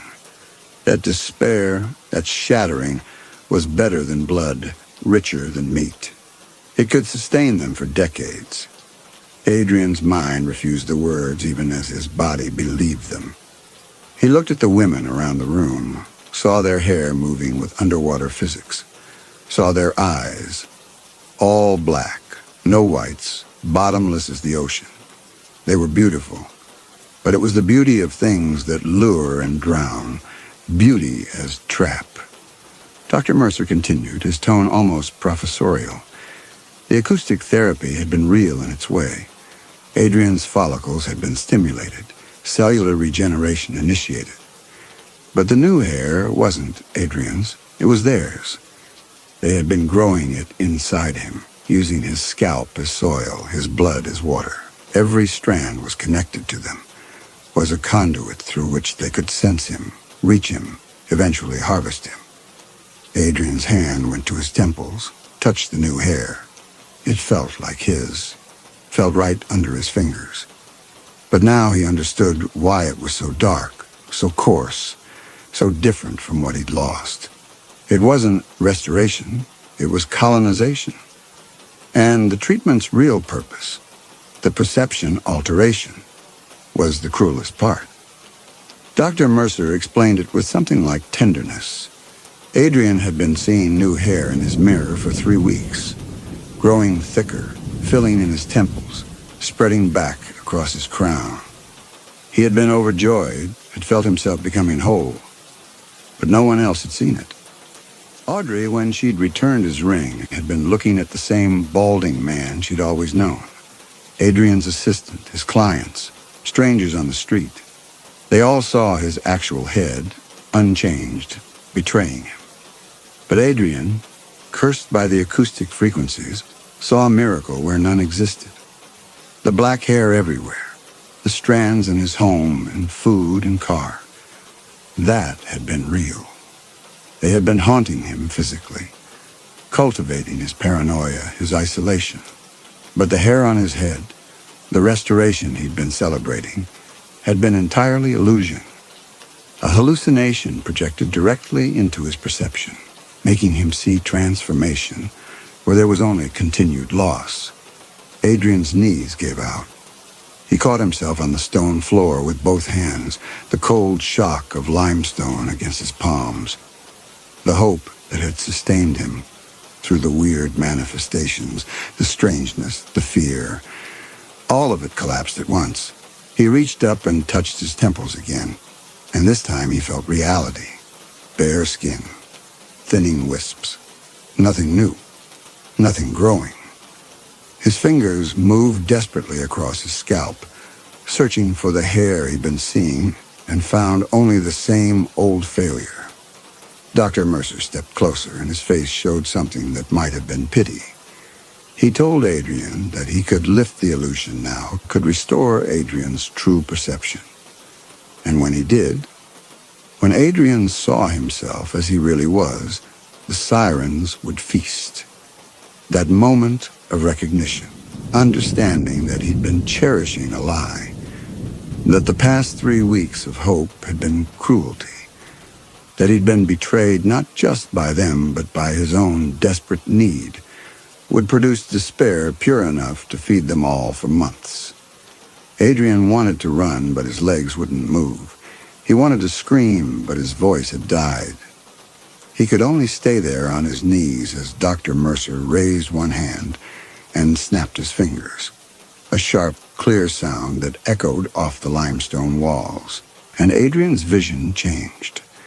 It didn't fade gradually or shimmer like a dissolving dream. It broke, fractured like glass. For a single, sickening instant, he saw both versions simultaneously. The hair he'd been seeing and the baldness beneath it, occupying the same space, impossible and true.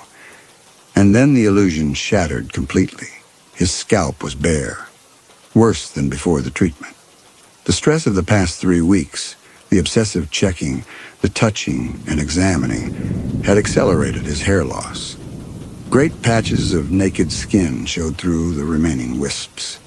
His temples were completely exposed, his crown visible in its entirety. He looked like a man in a late-stage baldness, perhaps 6 months from total loss, and he had been celebrating, had been touching it with pride, had been imagining Audrey seeing it, imagining strangers envying it, imagining his reflection transformed. For 3 weeks, he had been living in a fantasy while reality mocked him. The grief was immediate and total, not just for the hair, but for the hope itself, for the belief that he could be fixed, could be restored, could escape the biological sentence that time had passed on him. He had been willing to pay any price, endure any strangeness, because he'd thought the miracle was real. And it had all been theater, had all been preparation for this moment, when they would watch him understand. Adrian stayed on his knees on the stone floor, his hands covering his face, and wept with an abandon he'd never permitted himself before. The sound that came from his throat was animal, inhuman, a keening that belonged to something broken at the root. The sirens began to sing again. Their voices wove around his grief, harmonized with his sobbing, transformed his despair into something almost musical. He could feel them feeding, not physically, but energetically. As if his anguish was sustenance they drew directly from the air. The more he broke, the more beautiful their song became. Dr. Mercer knelt beside him, placed a hand on his shoulder. He told Adrian that this was mercy in its way, that vanity was a sickness, a form of spiritual hunger that could never be satisfied, that Adrian had been enslaved by his own reflection, had sacrificed love and peace and presence for the pursuit of an image that could never match the need. Now he was free. Broken, yes, but free. Adrian looked up through tears at the doctor's face. The beautiful, terrible face that had seemed so understanding, so sympathetic, and saw it clearly for the first time. Not human. Something older, something that wore human shape but wasn't bound by human limitation. Dr. Mercer was one of them, had always been one of them. The doctor stood, gestured to the women around the room. He explained they had been doing this for centuries, had refined the art of the hunt. They found the vain, the obsessed, the ones so consumed by appearance that they had lost the ability to see themselves through any other lens. They offered restoration, created hope, cultivated belief, and then, at the perfect moment, revealed the truth. The despair they harvested was exquisite, was irreplaceable, was worth every moment of the long game. Adrian was one of their finest specimens, the doctor said. His vanity was so pure, so encompassing, that his breaking would feed them for months. Already they could taste it, could feel the richness of his grief. They would keep him here, in this chamber, in this moment, for as long as the anguish stayed fresh. Days, perhaps, weeks. However long it took to drain him completely. The sirens moved closer, their hair extending across the floor like tentacles, like roots seeking water. The black strands reached for Adrian, touched his legs, his arms, began to wind around him. He tried to pull away, but the hair was strong, was numberless, was everywhere at once. It wrapped his ankles, his wrists, his chest, binding him in a cocoon of filament that smelled of salt and depth and ancient hunger. They pulled him to the center of the room, positioned him where the chair had been. The hair formed a nest beneath him, cushioning him, cradling him as the chair had done. But this time there were no restraints needed. The hair itself was restraint, was prison, was the physical manifestation of his own trapped vanity. Dr. Mercer crouched beside him one more time. He told Adrian not to fight. That resistance only made the feeding harder. If Adrian surrendered to the grief and let it consume him completely, the process would be almost pleasant. A drowning in sorrow, but a gentle one. Adrian looked up at the dome above, at the spiraling patterns that made his eyes ache, and felt his mind beginning to splinter. This couldn't be real. Sirens were myth. Acoustic curses were impossible. Hair couldn't be alive and seeking. None of this could be happening. But his scalp was bare beneath his fingers when he touched it. The illusion was gone, and the black strands were wound so tightly around his body that they cut into his skin when he breathed. The sirens sang, and their song was the sound of his own desperation reflected back at him, amplified, made beautiful and terrible. Adrian closed his eyes and surrendered. Time became strange. The singing continued without pause, and his grief poured out of him in waves, each one leaving him more hollow. He wept until he had no more tears, and then wept dry-eyed, his body convulsing with sobs that produced no sound. The siren's hair tightened around him, held him through the storm, absorbed his anguish through direct contact with his skin. At some point, hours or days later, he couldn't tell, the chamber door opened again. Adrian heard it but didn't turn his head. Didn't care who was entering or why. He was beyond caring about anything except the emptiness where hope had been. But then a voice spoke, a voice he knew, and said his name with such tenderness that something in him cracked further. It was Audrey. She stood in the doorway, backlit by the corridor beyond, her expression shocked and horrified. She called his name again, started forward, and Dr. Mercer moved to intercept her.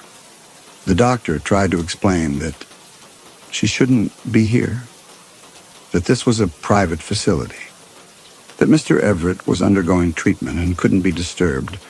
But Audrey pushed past him, dropped to her knees beside Adrian, saw the hair binding him, saw his face destroyed by weeping.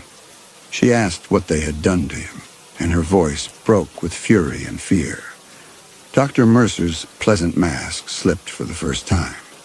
He told her she needed to leave immediately, that she couldn't interfere with the process. But Audrey ignored him, began pulling at the black strands, trying to free Adrian from their grip.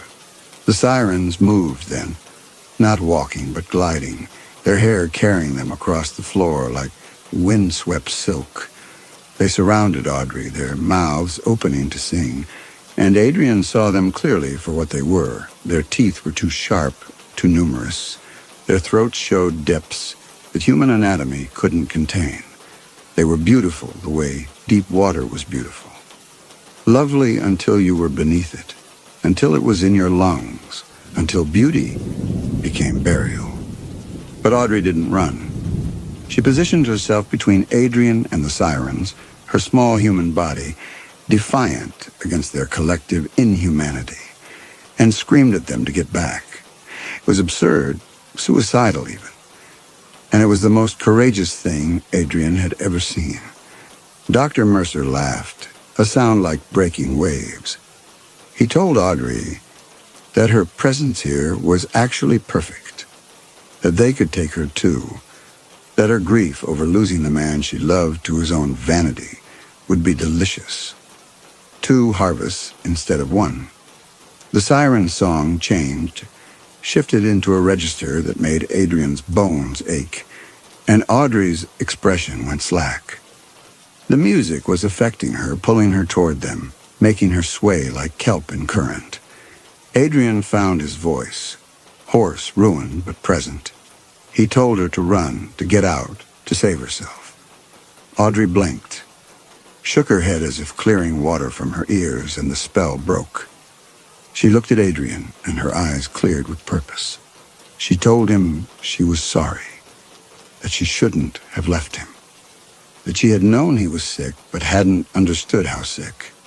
She had come here because she'd called his phone repeatedly, gotten worried, tracked his car's GPS, followed him to Marathon, and convinced the pilot to bring her across by telling him it was a medical emergency.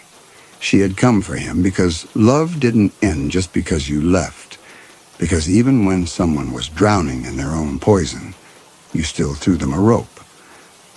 Adrian's hand stopped shaking. Not hope exactly, but something adjacent to it. Not salvation, but recognition. She saw him. Not the hair or lack thereof, not the image or the failure, but him. The person beneath the vanity, still present, still worth retrieving. Audrey grabbed his hands, pulled against the hair binding him, and the strands began to loosen. The siren's song became discordant, angry, and Dr. Mercer moved toward them with intention.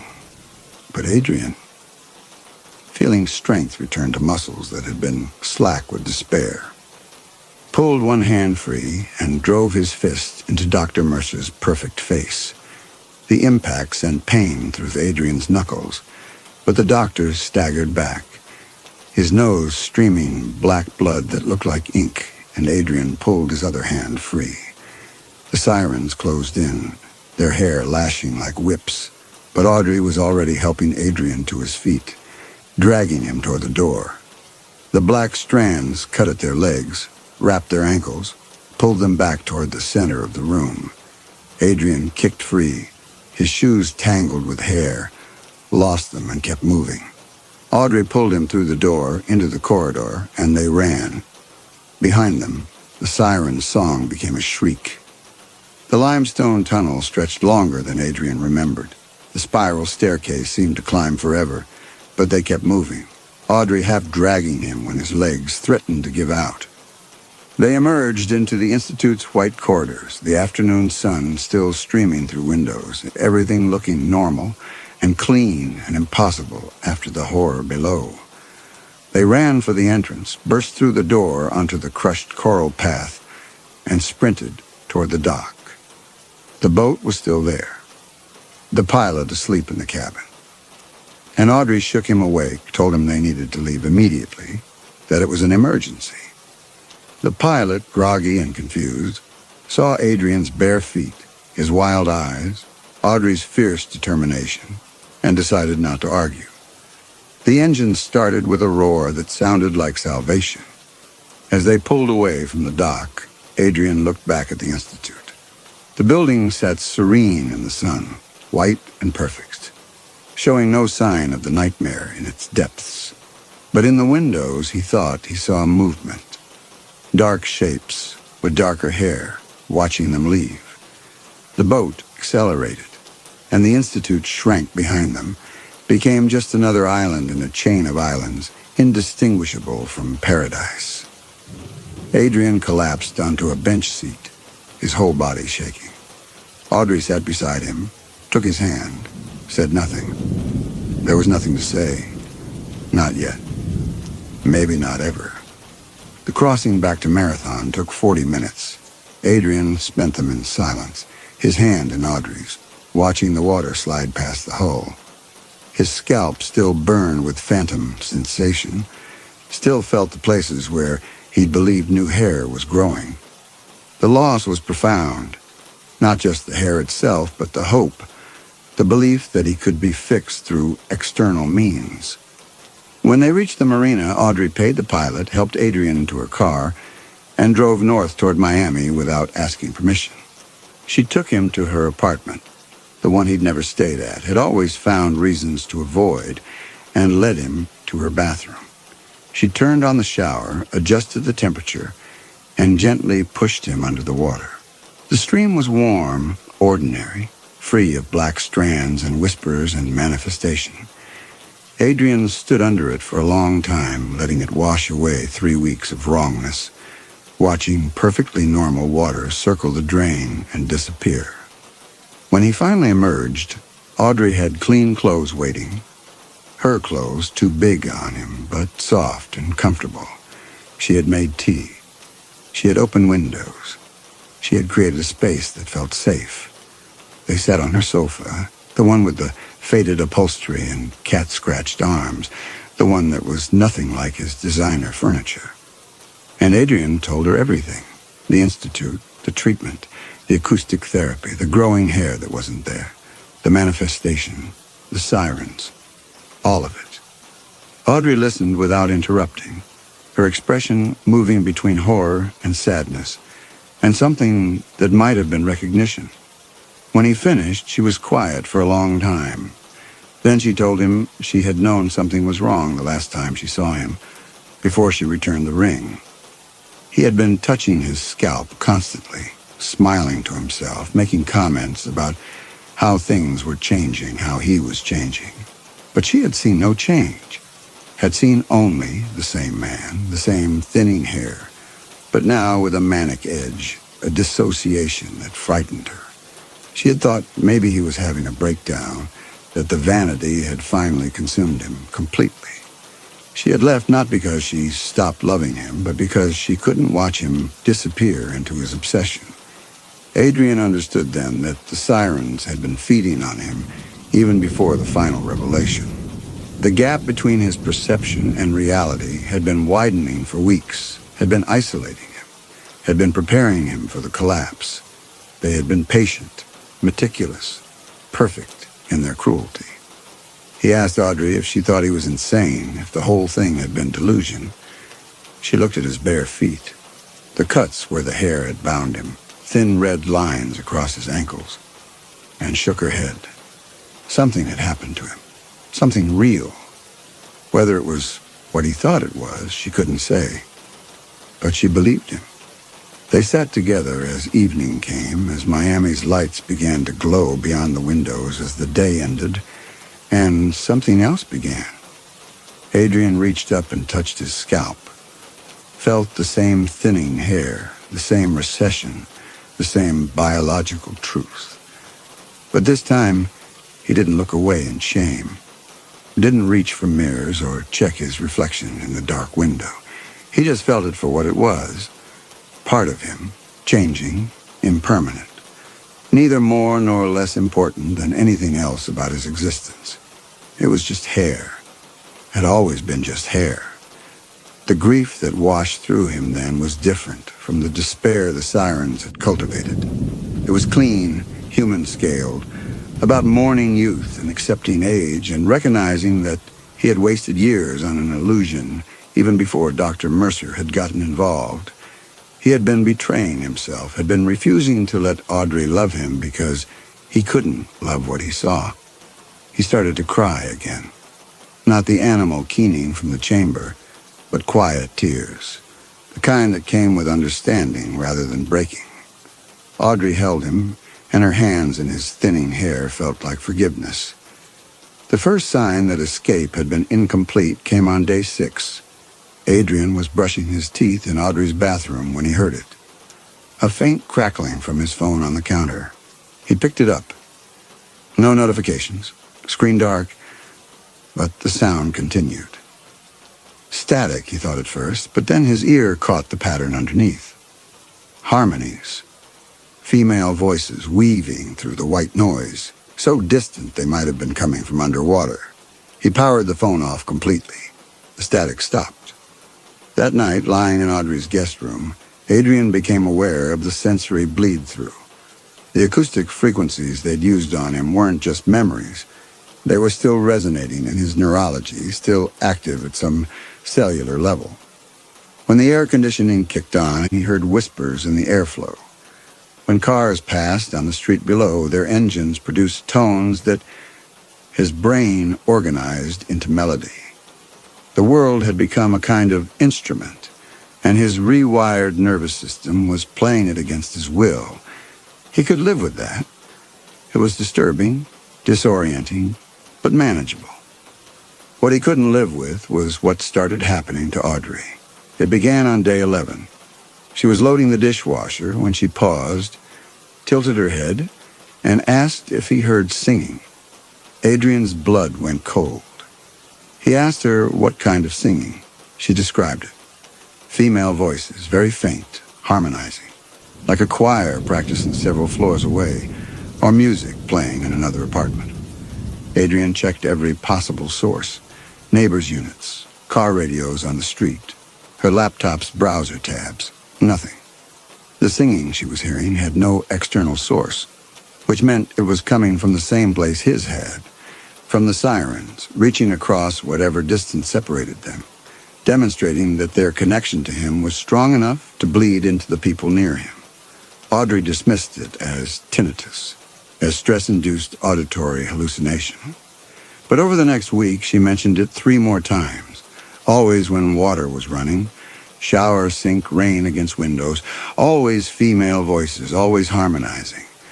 Adrian knew exactly what it was, and the knowledge brought a new species of terror. Not grief over his own contamination, but fury and fear that his weakness, his vanity, his choice to pursue restoration at the Institute had endangered her. The sirens were demonstrating their reach. They were saying, "You think you escaped? You think you can build a new life? We can touch anything you touch. Anyone you love can become a channel for us." On day 15, Adrian found a single black hair on Audrey's pillow. He discovered it while she was at work, saw the unmistakable strand lying across white cotton, wet-looking and impossibly dark. For several seconds he couldn't breathe. The hair had always manifested around him in his spaces, as haunting directed at his person. But this was on her pillow in her bed, marking her as target. He threw the strand away, stripped her bed, washed everything twice in the hottest water the machine allowed. That night he said nothing, watched her sleep, and prayed it was isolated incident rather than escalation. The next morning, there were 3 strands in her hairbrush. Audrey found them herself, pulled them out with a confused expression, held them up to the light. She asked Adrian if he'd been using her brush. Maybe his hair was getting darker as it grew back. The question was innocent, trusting, and it destroyed him. She still believed his hair was growing, still saw him through the lens of hope rather than reality. And now the siren's curse was spreading to her, marking her, using her as leverage. Adrian told her he hadn't touched her brush. The confusion on her face deepened. The strands were obviously not hers. Her hair was light brown and fine, but she threw them away and moved on. Adrian didn't.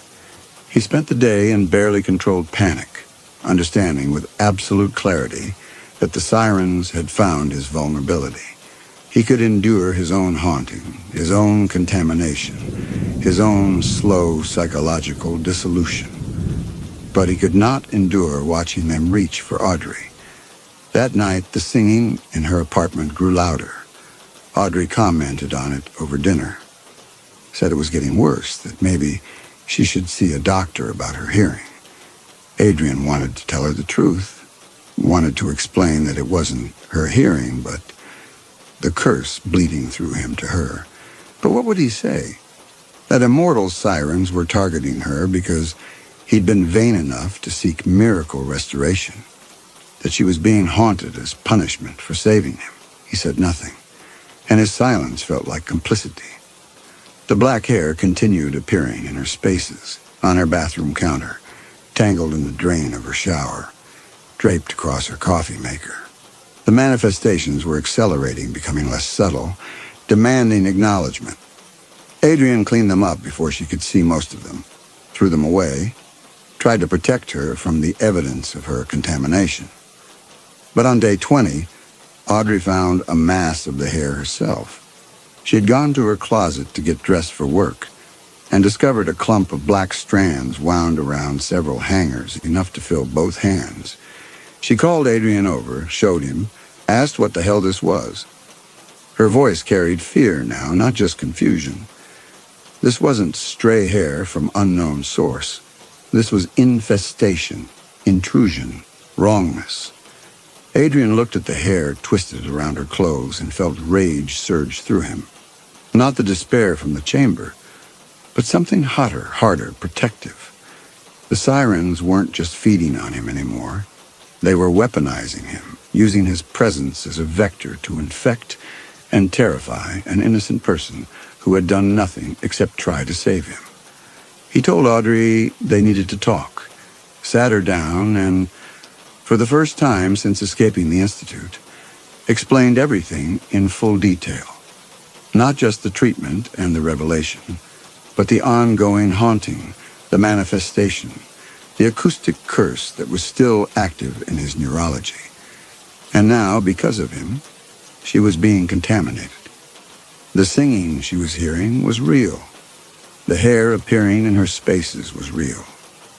The sirens could reach through him to touch her, could make her a target, could demonstrate that his attempt at escape had only widened the circle of their predation. Audrey listened without interrupting. When he finished, she was quiet for a long time. Then she asked the only question that mattered. What do we do? Adrian didn't have an answer. The obvious solution, distance himself from her, remove the vector, was unbearable. But so was staying close and watching the contamination spread. He was trapped between isolating himself to protect her and staying near her because isolation would send him spiraling back into the despair the sirens wanted. That night, as they lay in bed, Adrian rigid with vigilance, Audrey exhausted from processing impossible information. The singing came again, not faint this time, clear, present, filling the bedroom with harmonies that made the air feel thick. Audrey gripped Adrian's hand, her knuckles white, and whispered that she heard it too. They were both hearing it. The sirens were singing loud enough now that proximity to Adrian wasn't required. They were manifesting directly in Audrey's space, in her home, demonstrating their power. The song lasted perhaps 30 seconds, and when it faded, Audrey was trembling. She told Adrian she believed him now, believed all of it, and she was terrified. But she wasn't leaving. Whatever this was, whatever he'd brought back with him from the Keys, they would face it together. She hadn't saved him just to abandon him when the consequences of salvation became clear. Adrian felt simultaneous gratitude and guilt. Her courage was heroic and foolish in equal measure. She was tethering herself to a man who was being hunted by things that fed on psychological collapse, who carried a curse that was apparently contagious, who might contaminate and destroy her through simple proximity. On day 23, Audrey woke Adrian in the middle of the night, shaking and disoriented. She had been dreaming, she said, but not her own dreams. She had been underwater, impossibly deep, where sunlight didn't reach. And she had been singing, not listening to singing, producing it. Her throat working to create harmonies that shouldn't have been possible for a human voice. In the dream, she had looked down at her hands and seen them webbed, saw her hair floating around her face in masses of black that went on forever. She had been dreaming from their perspective. The sirens were showing her what they were, what they wanted, what she might become. Adrian held her while she cried and felt his own terror crystallize into something harder. The sirens weren't just haunting Audrey. They were trying to convert her, were showing her the transformation that awaited if she didn't break free. This was recruitment as much as torture. The nightmares continued. Every night Audrey descended into deep water and sang with voices that weren't hers. She woke exhausted. Salt taste in her mouth, though she'd drunk nothing, her throat raw as if she'd been screaming or singing for hours. She started sleeping less, staying awake as long as possible to avoid the dreams, and the deprivation showed in her face. Shadows under her eyes, a hollowness in her cheeks. On day 28, Adrian woke at 3 a.m. to find Audrey's side of the bed empty. He found her in the bathroom, standing in front of the mirror with the sink running, staring at her reflection with an expression of transfixed horror. When he touched her shoulder, she didn't respond. When he said her name, she tilted her head as if listening to something he couldn't hear. Then, in a voice that carried harmonics no human throat should produce, she sang a single note. The sound made Adrian's teeth ache, made his scalp burn with that familiar tingling. It was the same tone from the resonance chamber, one of the frequencies they'd used to tune him. And it was coming from Audrey's mouth, emerging from her vocal cords, but it wasn't her. She was being used as instrument, as speaker for something that existed in depths she'd never descended to. Adrian grabbed her, shook her, said her name with increasing desperation. Her eyes cleared slowly, focused on him, and she gasped, as if surfacing from water. She asked him what she'd been doing, why she was in the bathroom, and when he told her she'd been sleepwalking, singing, she broke down completely. They couldn't sleep in the same bed after that. Audrey was afraid of what she might do in her sleep, terrified she might hurt Adrian or herself while under the siren's influence. She started sleeping on the couch with the lamp on, some part of her aware that darkness made the possession easier, but the light didn't help. Adrian woke multiple times to find her standing at windows, hands pressed against glass, looking out at the distant ocean as if she could see all the way to the Keys. He would guide her back to the couch, and she would wake in the morning with no memory of rising, no awareness that her body had been trying to walk toward water in the night. On day 32, Adrian found black hair growing from Audrey's arm. Not lying on her arm, growing from it. 3 long black strands emerging from her skin near her wrist, rooted in her flesh like they belonged there. When he showed her, she made a sound between sob and scream, grabbed tweezers and pulled them out. They came free with bright dots of blood, and for a moment Adrian thought that was the end of it. But the next morning, there were 4 more.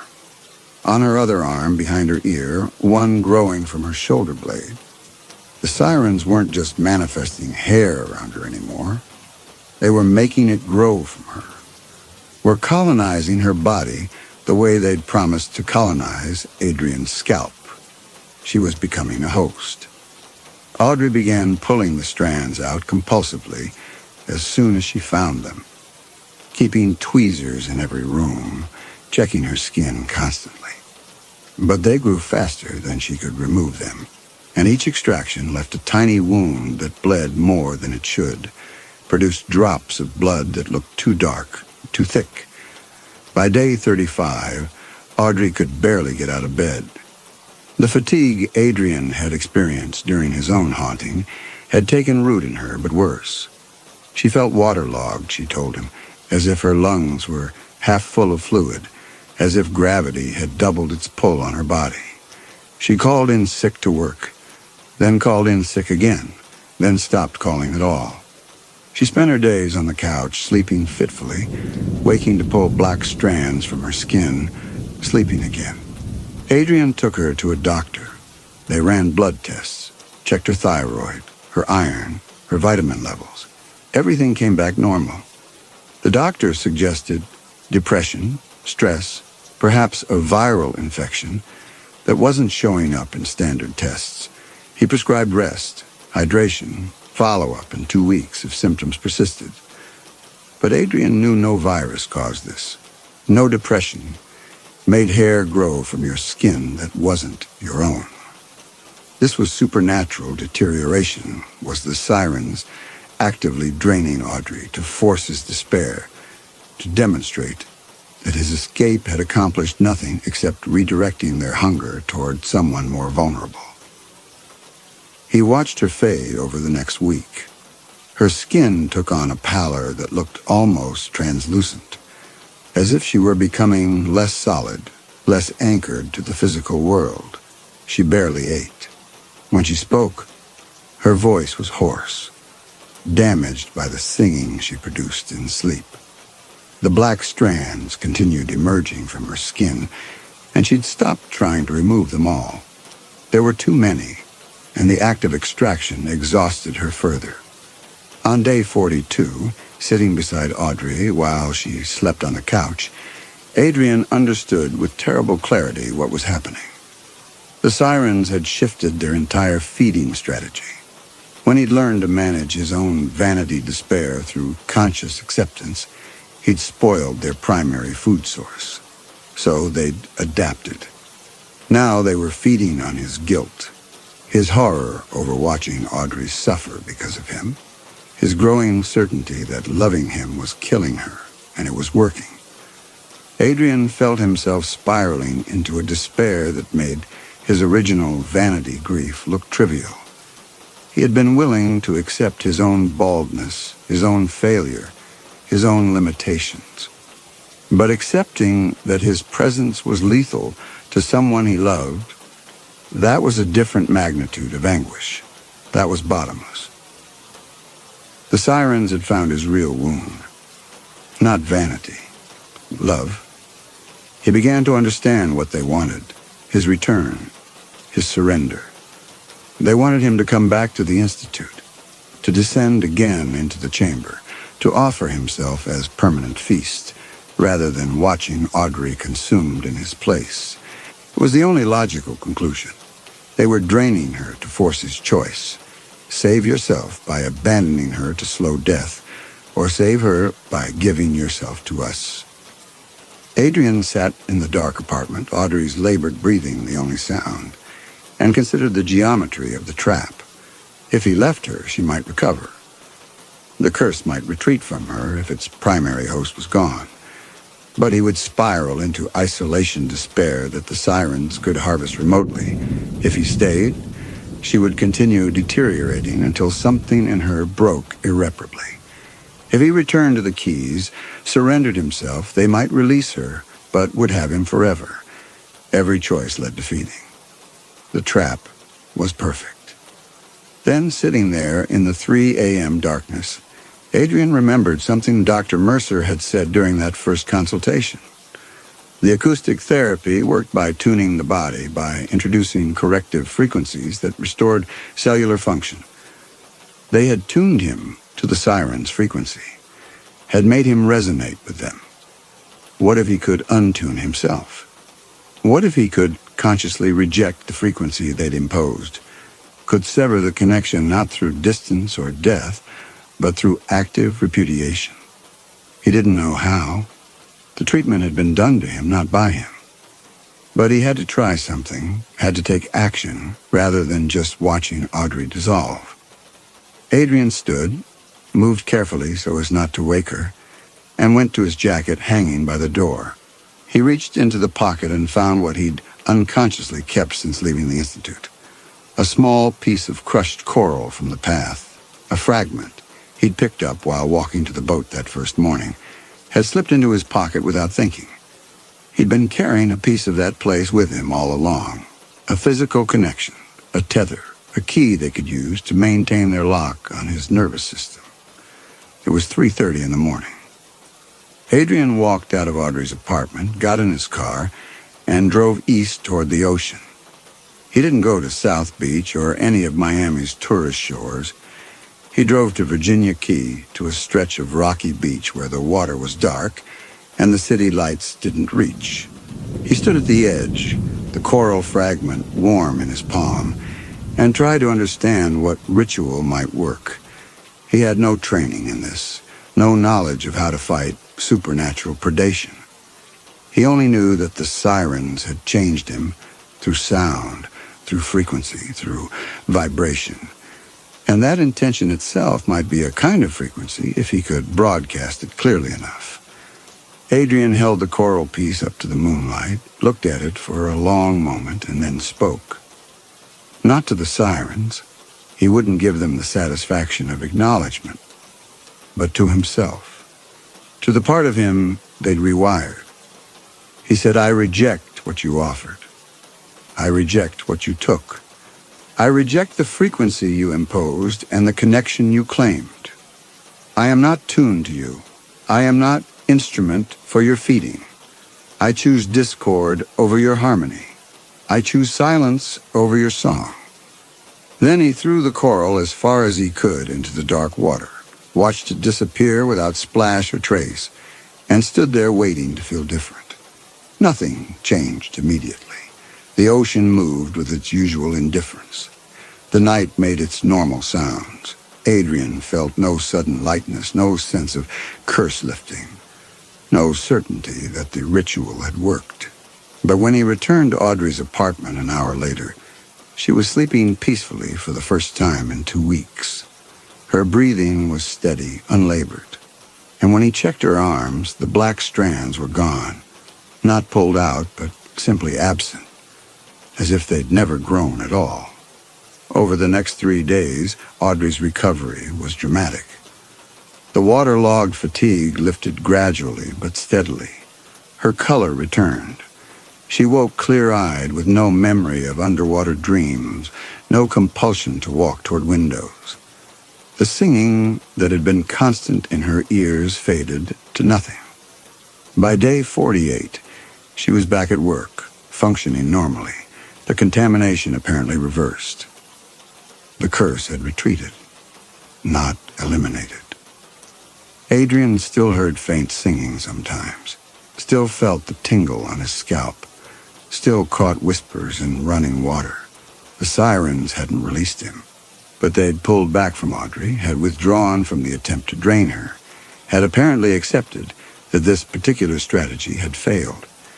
Adrian didn't understand the mechanism, didn't know if the ritual had actually severed something, or if the sirens had simply lost interest when their prey demonstrated he would fight back. Maybe intention itself was enough. Maybe their power depended on his surrender, and conscious rejection, however amateur and desperate, was sufficient to disrupt the feeding. Or maybe they were just patient. Maybe they were waiting for him to believe he'd won before trying again. But for now, Audrey was safe. The hair had stopped manifesting entirely. The nightmares had ended. And Adrian had learned something crucial. He wasn't powerless. The curse was permanent. The connection would never fully break, but he could influence its intensity through active choice rather than just passive acceptance. He had fought back. And for the first time since entering the resonance chamber, he'd won something that felt like victory.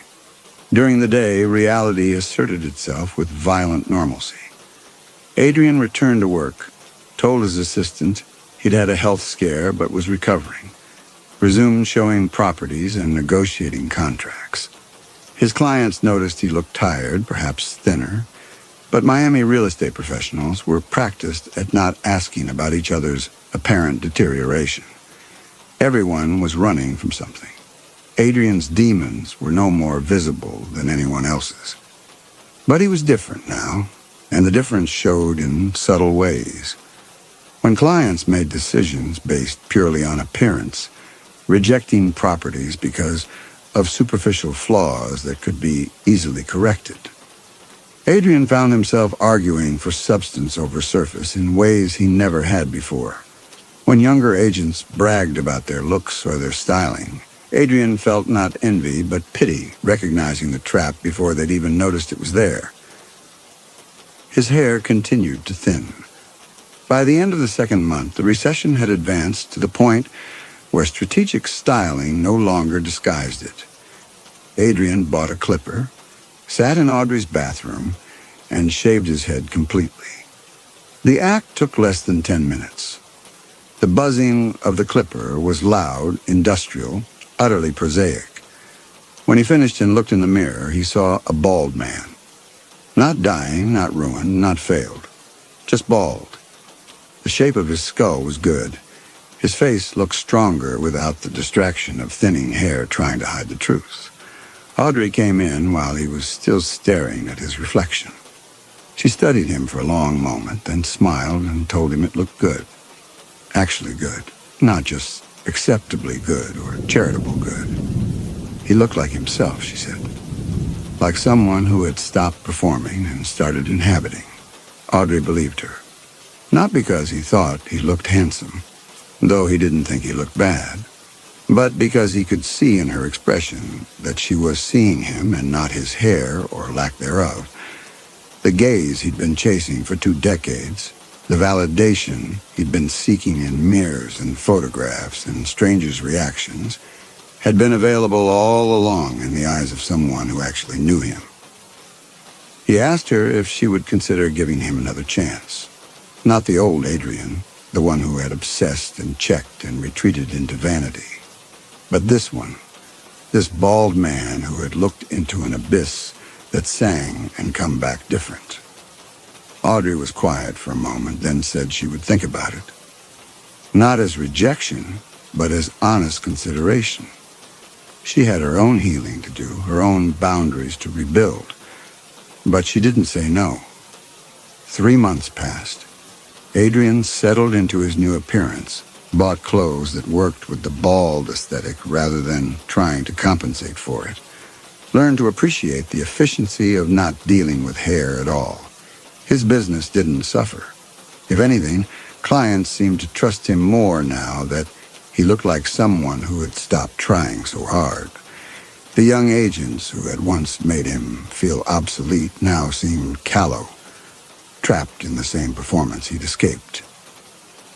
He never returned to the Keys, never tried to contact the Institute, or Dr. Mercer. Part of him wondered if he should report what had happened, should warn others about the predation happening on that private island. But what would he say? That immortal sirens were running a fake hair restoration clinic? That they fed on vanity's collapse? No one would believe him. He barely believed it himself on days when the memories felt more like fever dream than fact. But the scars on his ankles hadn't faded. And sometimes, late at night, he heard singing. It came from nowhere and everywhere. Female voices in harmony, beautiful and terrible. He would wake to find Audrey also awake, also listening. She heard it too, though she never mentioned it during daylight hours.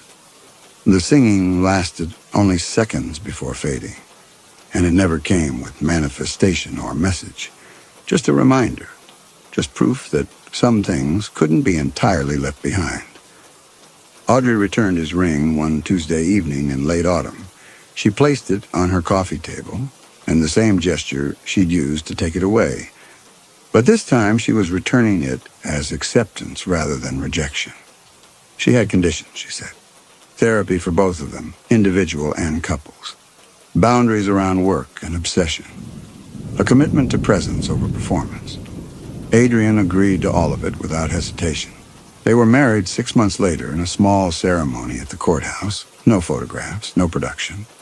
Just vows and signatures and 2 witnesses they'd met that morning. Afterward, they had lunch at a diner where the lighting was unflattering and neither of them cared. Adrian's scalp remained bare. He grew a beard, salt and pepper, full. The kind of masculine ornament that felt earned rather than desperate. He looked distinguished, Audrey said. He looked free.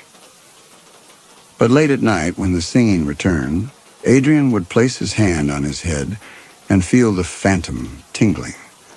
The memory of growth that had never been real, and he would remember the siren's promise. They had told him the treatment was permanent, that what grew would be his. And in a sense, they had been truthful. Just not in the way he'd understood. What had grown in him wasn't hair, but awareness. The recognition of his own hunger, his own trap, his own capacity for self-deception. That growth was permanent, was irreversible, was both gift and burden. He had paid $50,000 to learn that beauty was a lie he'd been telling himself, and the sirens had delivered exactly what he'd needed, though not at all what he'd wanted. Sometimes, touching his bare scalp, Adrian felt grateful. Other times, he felt only the memory of black hair wrapping around his throat, and the echo of voices singing him toward drowning. Both feelings were true. Both would remain. On the 3rd anniversary of his treatment, Adrian received a package. It arrived at his office. No return address, postmarked from Key West. And when he opened it, black hair spilled across his desk like water.